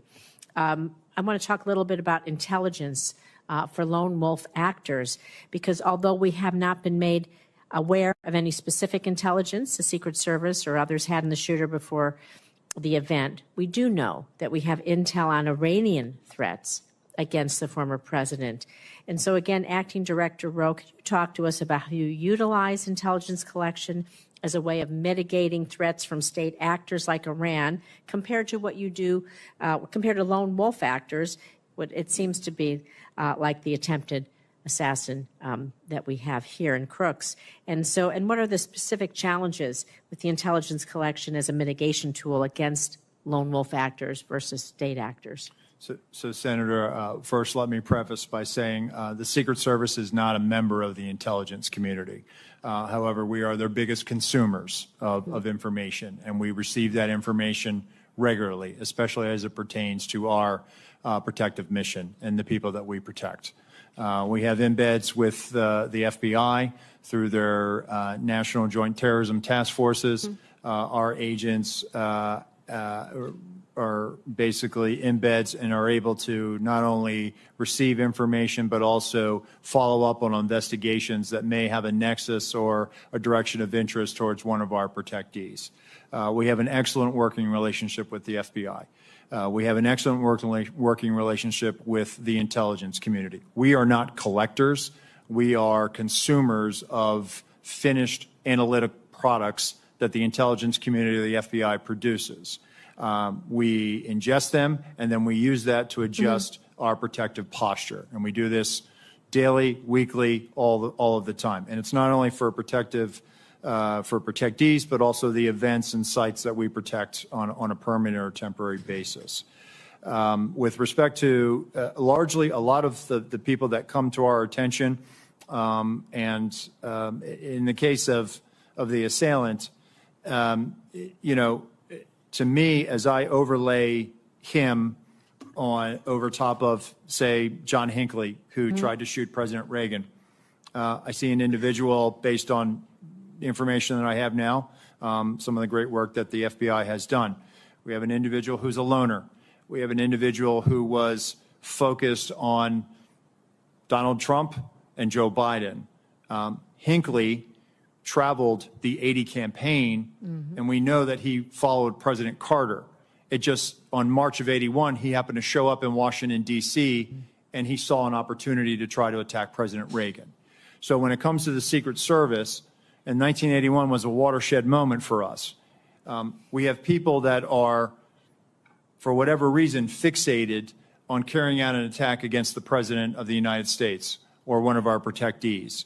And in this instance, you have the assailant who was a loner. Obviously, he was researching. He had researched the Democratic National Convention. He had researched and Googled or used a search engine about the president, the former president. And so I think he had moved towards an idea that he was going to try to do something. And so when I look at this, we don't have a challenge with the FBI or the intelligence community. I think what we always try to wrestle with is trying to line up and see people as they're starting to head down a pathway towards violence. And it's something that we have spent a lot of time and resources in with our National Threat Assessment Center to try to gain a better understanding so that we can help our agents in the field as they're doing these protective intelligence cases and these investigations to be able to make a determination, is somebody generally a threat, or do they need mental health, or do they need some other type of service? Thank you. I appreciate that. My time's over. Thank you, Mr. Chairman. Thank you. Senator Cotton, you're recognized for your questions. At the outset, I want to express, as many members have, as President Trump did, the admiration and respect for the bravery and skill of the officers who were on site that day, Secret Service officers, as well as all the local law enforcement.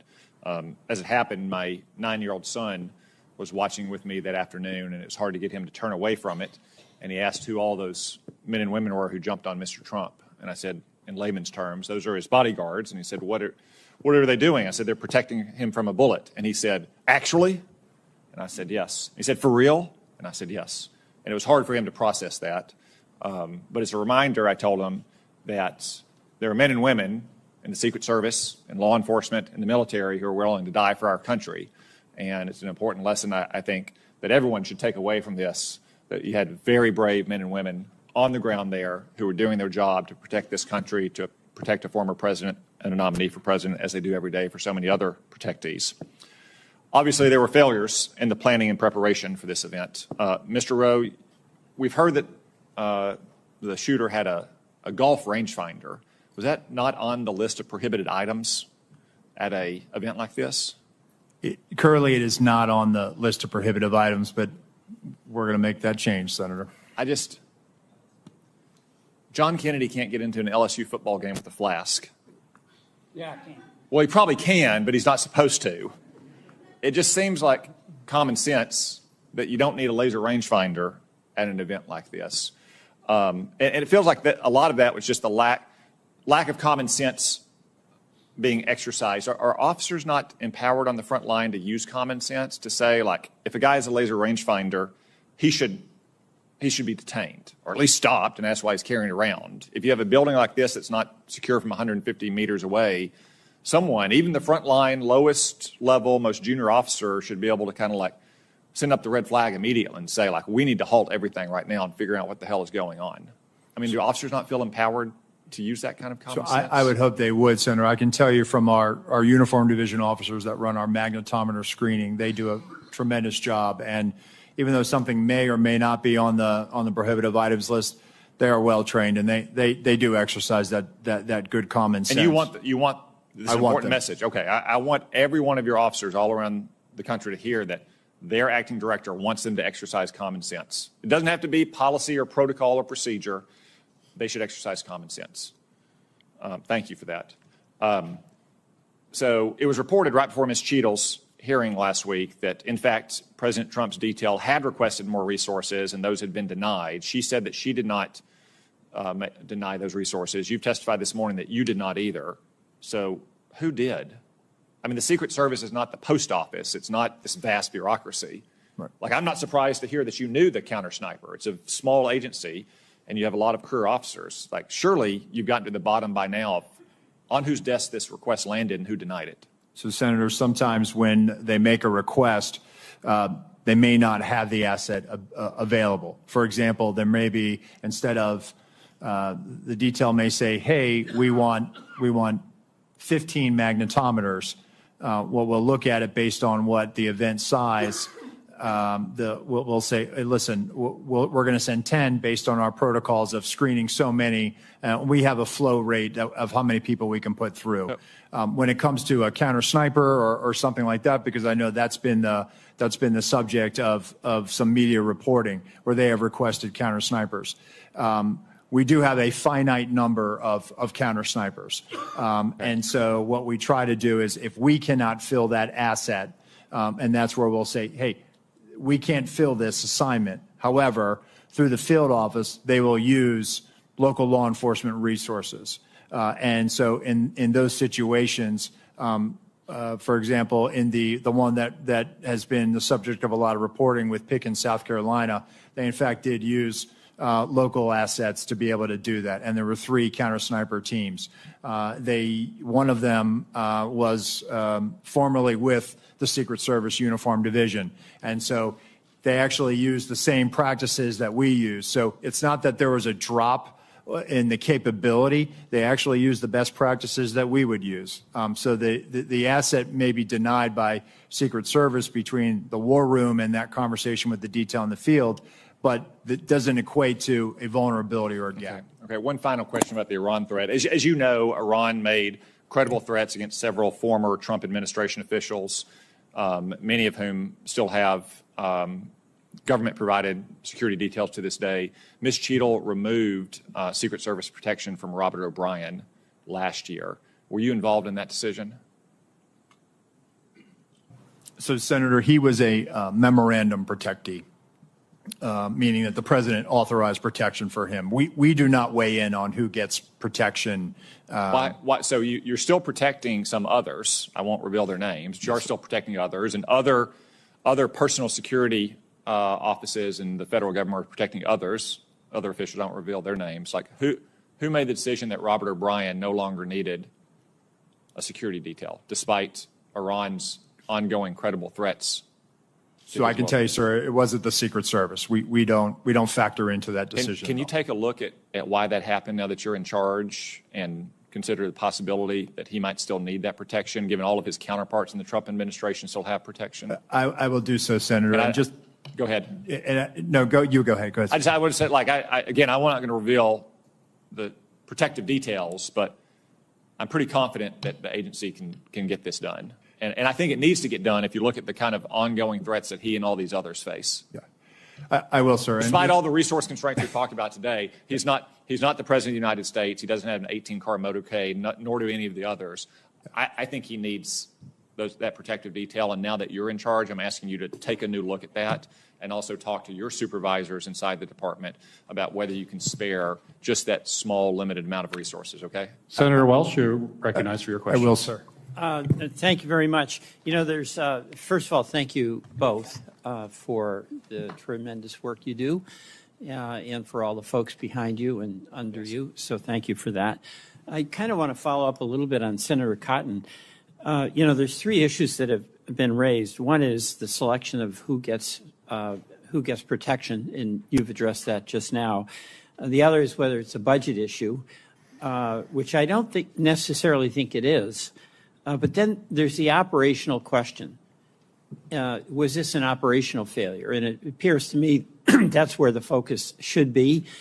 And one of the issues on the operations is the capacity of people who are part of the team, both Secret Service and also the local law enforcement, their capacity to act on what they see. And this is what Senator Cotton, I think, was talking about with common sense. You know, you mentioned that the sniper was authorized immediately to act. He wasn't checking in with anyone, right? And he took out the shooter as quickly as he could. But according to the timeline, you had local law enforcement captured 2 photographs of the shooter at 5:10. At 5:32, local law enforcement officers spot a suspicious person who turned out to be the shooter with a phone and a rangefinder. At 5:46, the alert was so significant that snipers text photo of the shooter from where he was initially spotted to the USS lead sniper. I mean, how is it that where you had these experienced law enforcement people who understood the gravity of the responsibility of protecting the presidential candidate, the former president, none of these actionable observations resulted in action? I'll direct that first to you, Deputy Director Abate. Thank you, Senator. From the FBI standpoint, we're simply collecting the facts. We've interviewed most of the officers. Now we'll end up interviewing all of them. Okay, we'll go to Assistant Director or Acting Director Rowe. So on that, Senator, I think there was a sense of this guy is standing out, and that's why he came to the attention of local law enforcement. No, I get that. That's my point. Right. He did stand out. Correct. But nothing happened. Well, I mean, there were alerts, but there was like, you've got somebody suspicious. Why didn't somebody go interact with the suspicious person, like right away? And they were attempting to locate him. I can't answer that question as to why, if they took a picture of him and they thought he was unusual, suspicious, not acting normal, why there wasn't. And I think, again, there was probably an assumption on the part of that officer that took that picture that, oh, some uniform or somebody will go eventually and walk up to this. Well, see, that's what seems like an operational failure. Somebody else will do it. So is the responsibility of an officer to alert some other officer that they think somebody might be suspicious, or the first officer who sees a suspicious person can take the next step to actually engage that person or talk to someone very, very close to it and say engage that person? And this guy was wandering around for quite a while. He was. I can't put myself in the mind of that officer. I'm not asking you to do that. I'm asking, this is operationally, how does the process work? Okay, so that is the job of the leaders as opposed to the officers. Are they empowered to act immediately upon the observation of someone who looks very suspicious, particularly when they've got the rangefinder? They were in a place where it really wasn't about seeing the rally. It was, as we see, it was a place where you get a good view of former President Trump. I mean, that is a leadership issue, right? So, Senator, that officer didn't work for me. That was a state and local officer that made that observation, took that picture. So I can tell you from the Secret Service perspective, and we do this routinely, is that when people come to our attention, we locate them, we go up, we do a field interview, or we try to do a consensual encounter. That's the operational thing I'm talking about. If you do it within Secret Service, you all are in charge. And you are relying on local law enforcement assets, those folks, and they did their job here up to a point where they identified this person, passed information along, but nobody acted. The empowerment to that local officer, I would think, has to come, be transmitted through the Secret Service, maybe in the earlier briefings, but, you know, where you say, you know, folks, you see somebody suspicious, you engage that suspicious person. I don't disagree, Senator, and it goes back to my comments at the beginning of the hearing that we need to be very direct to our local law enforcement counterparts so that they understand exactly what their expectations are. I yield back. Thank you very much, Mr. Chairman. Thank you. Senator Tillis, you're recognized for your questions. Thank you, Mr. Chairman. Mr. Abate, Mr. Rowe, thank you for being here. Mr. Rowe, do you have a picture? I think I was watching your testimony earlier. Do you have a photograph of the vantage point from the Secret Service snipers? I do. Let's see. And there were two, is that correct? Yes, sir. Stage left and stage right. Okay. And I don't know if you have a vantage point of both of them or not. I know you had one for the one who ultimately shot the. That's the vantage point of the sniper who neutralized the assailant. Okay. Well, is it a similar vantage point for the other? Would they have also been impaired in terms of actually seeing him until he popped his head up? So the sniper on the stage right side, Senator, they had an obstructive view because of that tree. They had an obstructive view. Okay. Yeah. So the one thing, discussion that I don't believe that a sniper saw someone on the roof 20 minutes before just doesn't make sense to me. It sounds like the one who took the shot probably saw him for the first time about a split second before he pulled the trigger. Is that? That's my assessment, Senator. I'm more, well, first off, I'd like to clarify the requests that have been made of a lot of people so that we get the information in a good form. I think it would be helpful, at least all the way back to, I think, November 5th of 2022, I believe, when President Trump announced that he was running for re-election. I think it'd be helpful if we could just get a matrix of any request for additional security, the resolution of that request. Was it honored? Was it denied? Was it downsized? If you could give us that, I think that that's going to be the best way versus giving us mounds and mounds of paper. If you can do that, I know you're looking at the same thing. I've heard from you that any subsequent requests for field requests are being honored. I believe that that's true. Is that your testimony? Yes, sir. Okay, thank you. I'm more worried about the 24 to 30 seconds between the time I believe local law enforcement officer was hoisted on the shoulders of another police officer, saw a person armed less than 200 yards away from the president, who I believe jumped down. What happened in those 24 or 30 seconds? I mean, obviously there's no such thing as a panic button. You know, the first thing you'd think is you had panic, you cover the president, get him off stage. None of that happened. What happened? Is it just that I hear a text message? What actually happened in the 30 seconds where a law enforcement officer knew that a gun was pointed in the direction of the president from a fairly short range? What actually did those folks who did have knowledge of exactly what was happening and could probably infer what was about to happen, what did they do? And Mr. Abate or Mr. Rowe, either one, based on your interviews. Thank you, Senator. From the interviews, you know, the officers in the immediate vicinity were operating with urgency at that point to get to this person, but he was on the roof. The officer who had looked over the edge, based on what I've been told, the shooter turned toward him with the rifle. That's what the officer observed. So he was under threat himself in that second. So he had to retreat and step down and get back to the ground in order to protect himself and keep him safe from potential rifle fire. But once he got to the ground, along with the other officers, there were Butler County local officers, Pennsylvania State Police. They were moving around trying to find someone to get to this guy. We've got an operational problem here because we had more than 20 seconds to have somehow cut through all the crap and the communications, whatever impediments there were, have to be removed. I mean, it's pretty clear to me. First off, that law enforcement officer, I love law enforcement. I wear the back of the blue pin every day. They do great work. Secret Service did phenomenal work on the stage. But they failed because their job is to protect the public. And they needed to put themselves in harm's way to stop him. Now, I'll let the interviews go through, but there was a massive failure.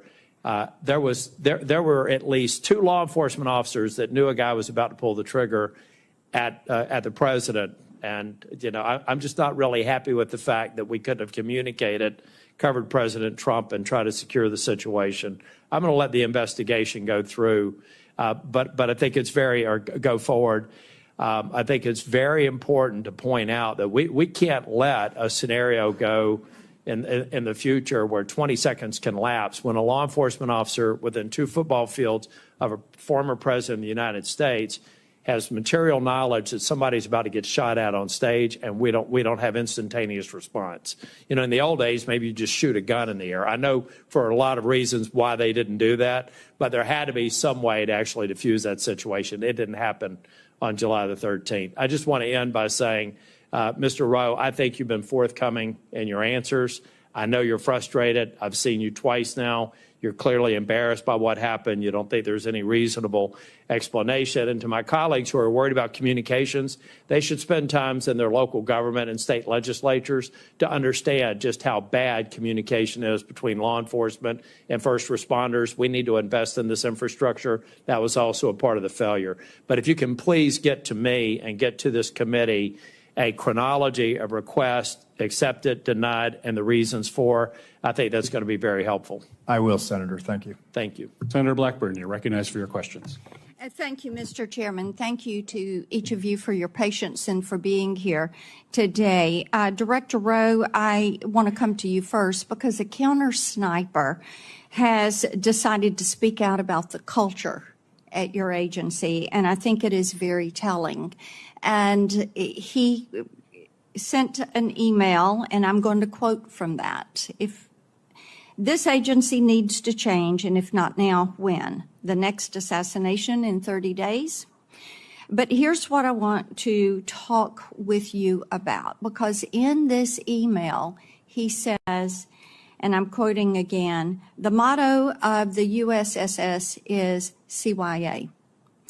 And every supervisor is doing it now. That's the end of his quote. So you're the guy in charge. And you're one of those supervisors. You've been a career guy there at the Secret Service. The public has lost trust in the ability to execute the mission, to protect. And I want to know how you feel about the fact that employees in your agency are worried about covering their behind and not worried about protecting a former president. Thank you, Senator. So I am hurt by that email, but not in the way you think I'm saying it. I'm hurt because my people are hurting right now. We need them. Then why did somebody delete the email? I'll get back to you on that, Senator. The agency deleted the email. But may I address your question? Yes, please. And I will get back to you as to Please. whether Yes. the email was deleted or not. My agency is hurting. Emotions are raw. I actually want to hear more from that UD officer, that technician. In his email, he referenced that he had spent time serving our nation as a United States Marine, that he is a 20-year professional of the Secret Service. I am committed to being a change agent, meaning I am committed to reviewing some of these things. I looked at the points in his email very quickly. I saw it as I was on my way over here this morning. I want to have further conversations, not only with him, but also the counter sniper supervisors. If I may step back in, sir. Yes, ma'am.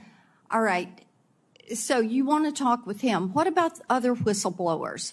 What about this culture? Are you going to allow these whistleblowers to speak out? Because it is troublesome if somebody went into the server and deleted that email. I would hope you will get to the bottom of that and be able to provide some answers. Because this is, as you have heard from both sides, this is a situation that cannot be allowed to happen again. Yes, ma'am. Ever. Mr. Abate, and am I saying your name properly? We've heard it pronounced 3 different ways today in the hearing. Abate, Senator. Abate. Yes. Okay. Thank you. You had mentioned a social media account that espoused anti-immigrant, anti-Semitic views, but you did not say what platform that was on and what the username was. And this is Crooks that we're discussing. Yes, Senator, that's correct. I didn't want to comment on it because we haven't fully confirmed yet, and I thought that as soon as we confirm and certify, Would I you will supply provide that to you. And Absolutely. also the age at which he had those feelings. And then we understand that the Gab account is pro-immigration, pro-lockdown, leftist views. Is that accurate? I haven't seen it directly, but I believe from what I've been told, that is accurate. With the Gab account, we're also, though that's been publicly revealed through the CIO and other things, we're still working to certify and verify that that's his account also. But it does have differing points of view, it would appear. Okay. And what age and how fresh is that Gab account? The Gab account, based on my recollection, the comments in there or the messaging is from about 2021, I believe. Okay. And the other preceded that? Maybe he was age 14? Yes, Senator. The other account that we talked about was in the 2019-2020 timeframe, so it would have been in the couple years right before the Gab right messaging. before that. Yes. Are there other accounts that you all are currently verifying and receiving information from? We are. We've, as I mentioned, we've issued a bunch of legal process, and we're still awaiting returns from a number of the companies, to include other social media companies as well. Okay. Well, my time has expired. Thank you for your patience today. Thank you for the information. We look forward to getting more information. And Director Rowe, we are going to hold you to being a change agent because things at the Secret Service absolutely have to change. Thank you, Mr. Chairman. Thank you. And I want to thank our witnesses for your testimony here today. Certainly what happened on July 13th could and should have been prevented from what I have heard today. I'm certainly grateful to our witnesses for their candid answers and for helping to provide additional clarity and new information about the circumstances surrounding this attack. Acting Director Rowe, some of what you have said today conflicts with information and accounts that we have received from local law enforcement that we've had the opportunity to talk with. They have been voluntarily and I will say expeditiously cooperating with our bipartisan investigation, which we certainly appreciate. But we now need to speak with Secret Service agents directly, who are directly involved. And I would say that you need to make them available as soon as possible. Those interviews can't start weeks from now or months from now. Time is of the essence when memories are fresh and you can get the information that is most important to us. So my question for you as we wrap up this hearing, Acting Director Rowe, will you commit to having those agents available for this committee to interview as soon as possible in a matter of days, not weeks, matter of days? Yes, sir. Great. Thank you. Certainly the American people deserve to know what went wrong, and they deserve accountability for those security failures. And as we continue our bipartisan investigation into security failures that day and any underlying systemic issues, we'll continue working to follow the facts, get clear answers, and make important recommendations to ensure that a security failure like this never happens again. The hearing record will remain open for 15 days until 5 p.m. on August 14th, 2024. For the submission of statements and for the questions for the record, this hearing is now adjourned.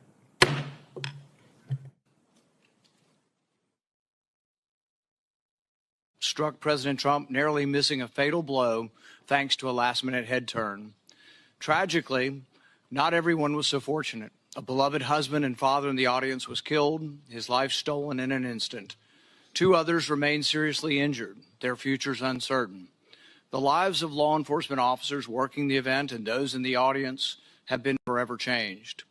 Yet the media has shamefully moved on to other stories, and Google has been caught trying to suppress iconic images of a bloody Donald Trump, images showcasing the resolve of our nation in the face of the attack.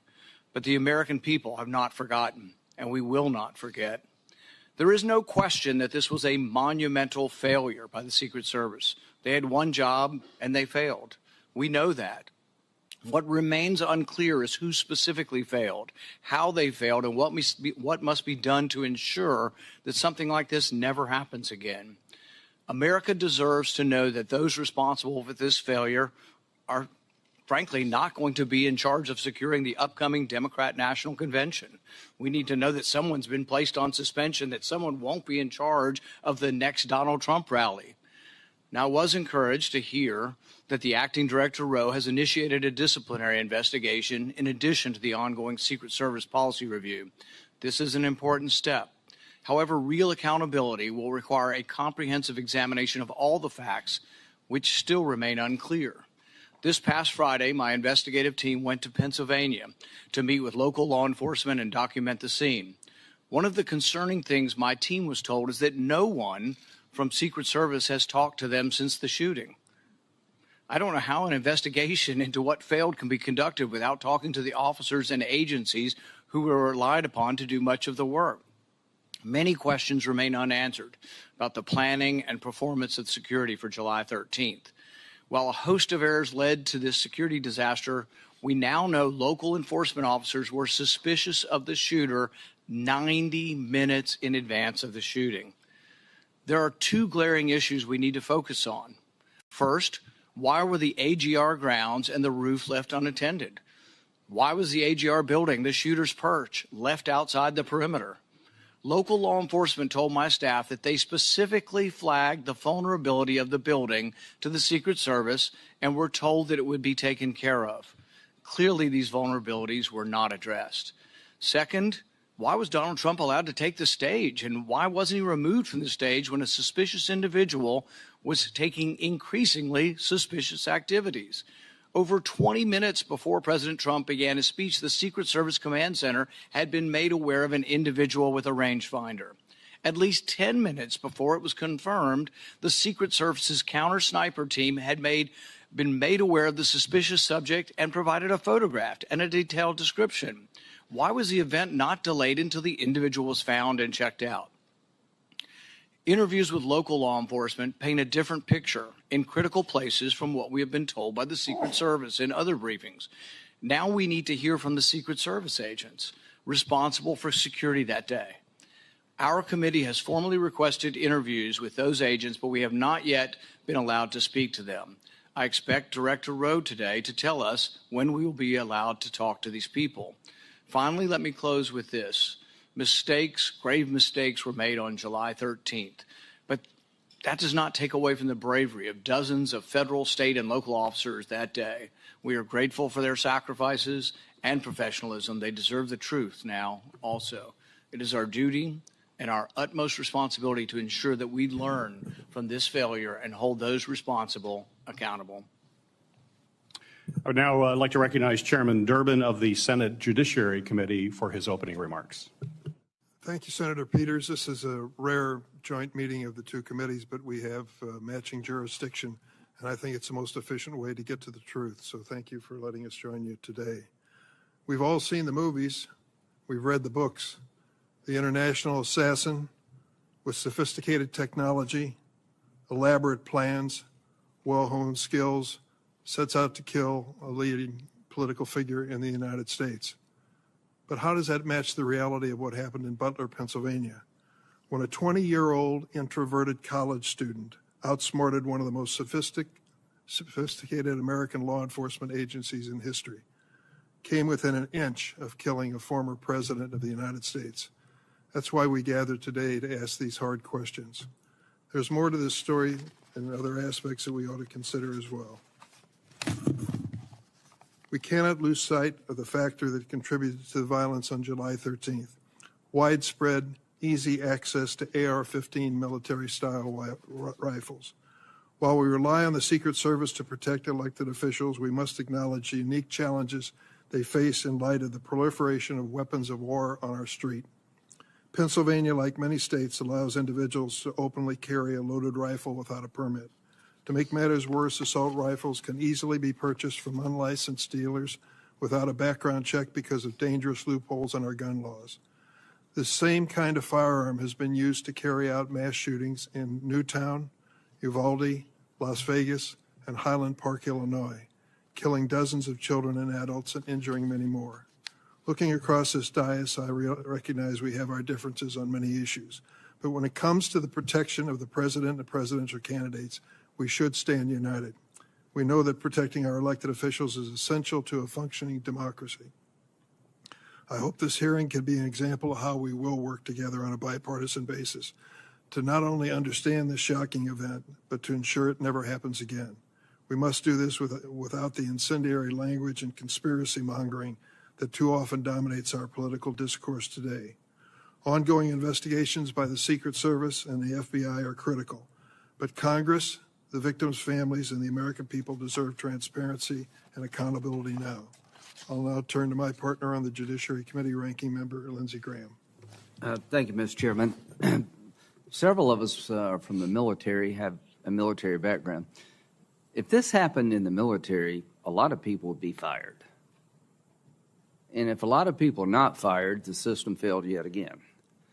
Having said that, the people who are brave and jumped on the stage to protect the president need to be applauded. We need to learn what happened, make corrective action, but somebody's got to be fired. Nothing's going to change until somebody loses their job. Thank you. It's the practice of the Homeland Security and Governmental Affairs Committee to swear in witnesses. So if our two witnesses could please stand and raise your right hand. Do you swear that the testimony you will give before this committee will be the truth, the whole truth, and nothing but the truth, so help you God? Thank you. You may be seated. Our first witness is Ronald Rowe, Jr. Mr. Rowe is currently the Acting Director of the United States Secret Service. Prior to this role, Acting Director Rowe was the 23rd Deputy Director of the Secret Service. He has had a distinguished 25-year career in the Secret Service, from coordinating major security operations to collaborating with other government and law enforcement agencies. Additionally, he has served as the Chief of Staff to the Director, as Deputy Assistant Director for the Office of Protective Operations, and as Deputy Assistant Director for the Office of Intergovernmental and Legislative Affairs. Mr. Director, thank you for appearing before this committee today. You are now recognized for your opening statement. Good morning, Chairman Peters, Chairman Durbin, Ranking Member Paul, Ranking Member Graham, and distinguished members of the committees. Thank you for the opportunity to appear before you today. A critical part of the Secret Service mission is protecting our nation's current and former government leaders. The attempted assassination of former President Donald J. Trump on Saturday, July 13th, 2024, in Butler, Pennsylvania, was a failure on multiple levels. I join you and all Americans in condemning the horrific assault on former President Trump, Corey Comparator, James Copenhaver, and David Dutch. And I extend my deepest sympathies to the Comparator family and my sincere wishes for Mr. Copenhaver and Mr. Dutch's continued recovery. Before I begin, though, I want to commend the heroic actions of the men and women of the United States Secret Service on July 13th. Our special agents shielded the former president with their bodies while shots were still being fired, selflessly, willing to make the ultimate sacrifice without hesitation. I am extremely proud of these actions and those taken by the counter-sniper team to neutralize the threat that prevented further loss of life. And I applaud the actions of our tactical teams that responded so quickly. I would also like to express my gratitude to our federal, state, and local partners. We rely on these critical relationships, which have developed over decades of daily collaboration to secure protective events and conduct criminal investigations. As you're aware, there are multiple ongoing investigations of the attack and the security failures that occurred that day. I pledge my full support to those inquiries so the Secret Service, your committees, and the American people have a thorough and complete understanding of what happened leading up to and during July 13th. I will not wait for the results of those findings to assess where we failed that day. I have taken and will continue to take immediate steps to ensure we do not repeat those failures. Since my appointment as the acting director 1 week ago, I identified gaps in our security on July 13th and have implemented corrective actions. One of my first actions as acting director was traveling to the Butler Farm Show site to better understand how our protection failed. I went to the roof of the AGR building where the assailant fired shots, and I laid in a prone position to evaluate his line of sight. What I saw made me ashamed. As a career law enforcement officer and a 25-year veteran with the Secret Service, I cannot defend why that roof was not better secured. To prevent similar lapses from occurring in the future, I directed our personnel to ensure every event site security plan is thoroughly vetted by multiple experienced supervisors before it is implemented. It is clear to me that other protective enhancements could have strengthened our security at the Butler event. As such, I have directed the expanded use of unmanned aerial systems at protective sites to help detect threats on roofs and other elevated threats. I've also directed resources to facilitate our protective site communications, particularly our communications with our state and local partners.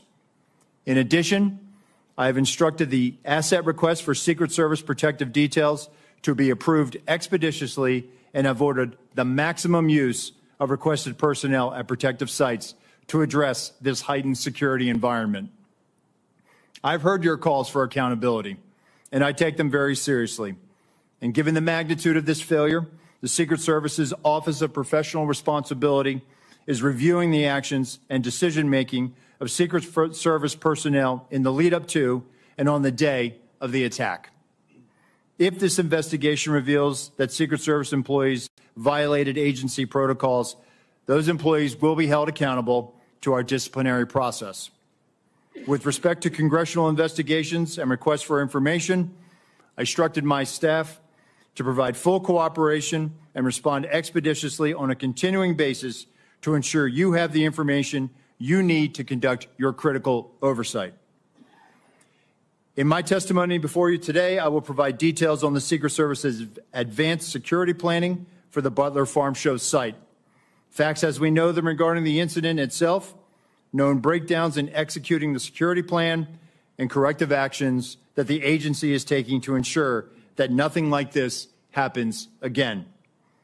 But I do not believe that inadequate time to plan for this event was a factor in the failure.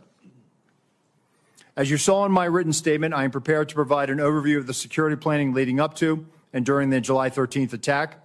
However, I would like to point out that based on what I know right now, neither the Secret Service counter-sniper teams nor members of the former president's security detail had any knowledge that there was a man on the roof of the AGR building with a firearm.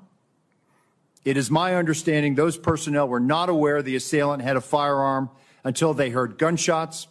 Prior to that, they were operating with the knowledge that local law enforcement was working an issue of a suspicious individual prior to the shots being fired.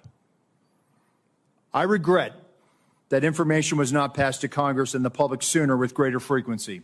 And I fear this lack of information has given rise to multiple false and dangerous conspiracy theories about what took place that day. And I want to debunk these theories. Let me address one conspiracy directly. The Secret Service counter-sniper neutralized the assailant within seconds after the assailant fired his weapon. That counter-sniper had full discretion to use deadly force to stop an attacker and did not need to seek authorization to fire. I am immensely proud of the selfless dedication of our employees to the mission. Every day across the globe, the men and women answer the call to protect our nation's leaders, and the standard is no fail for a reason. During our current high operational tempo, I want and I need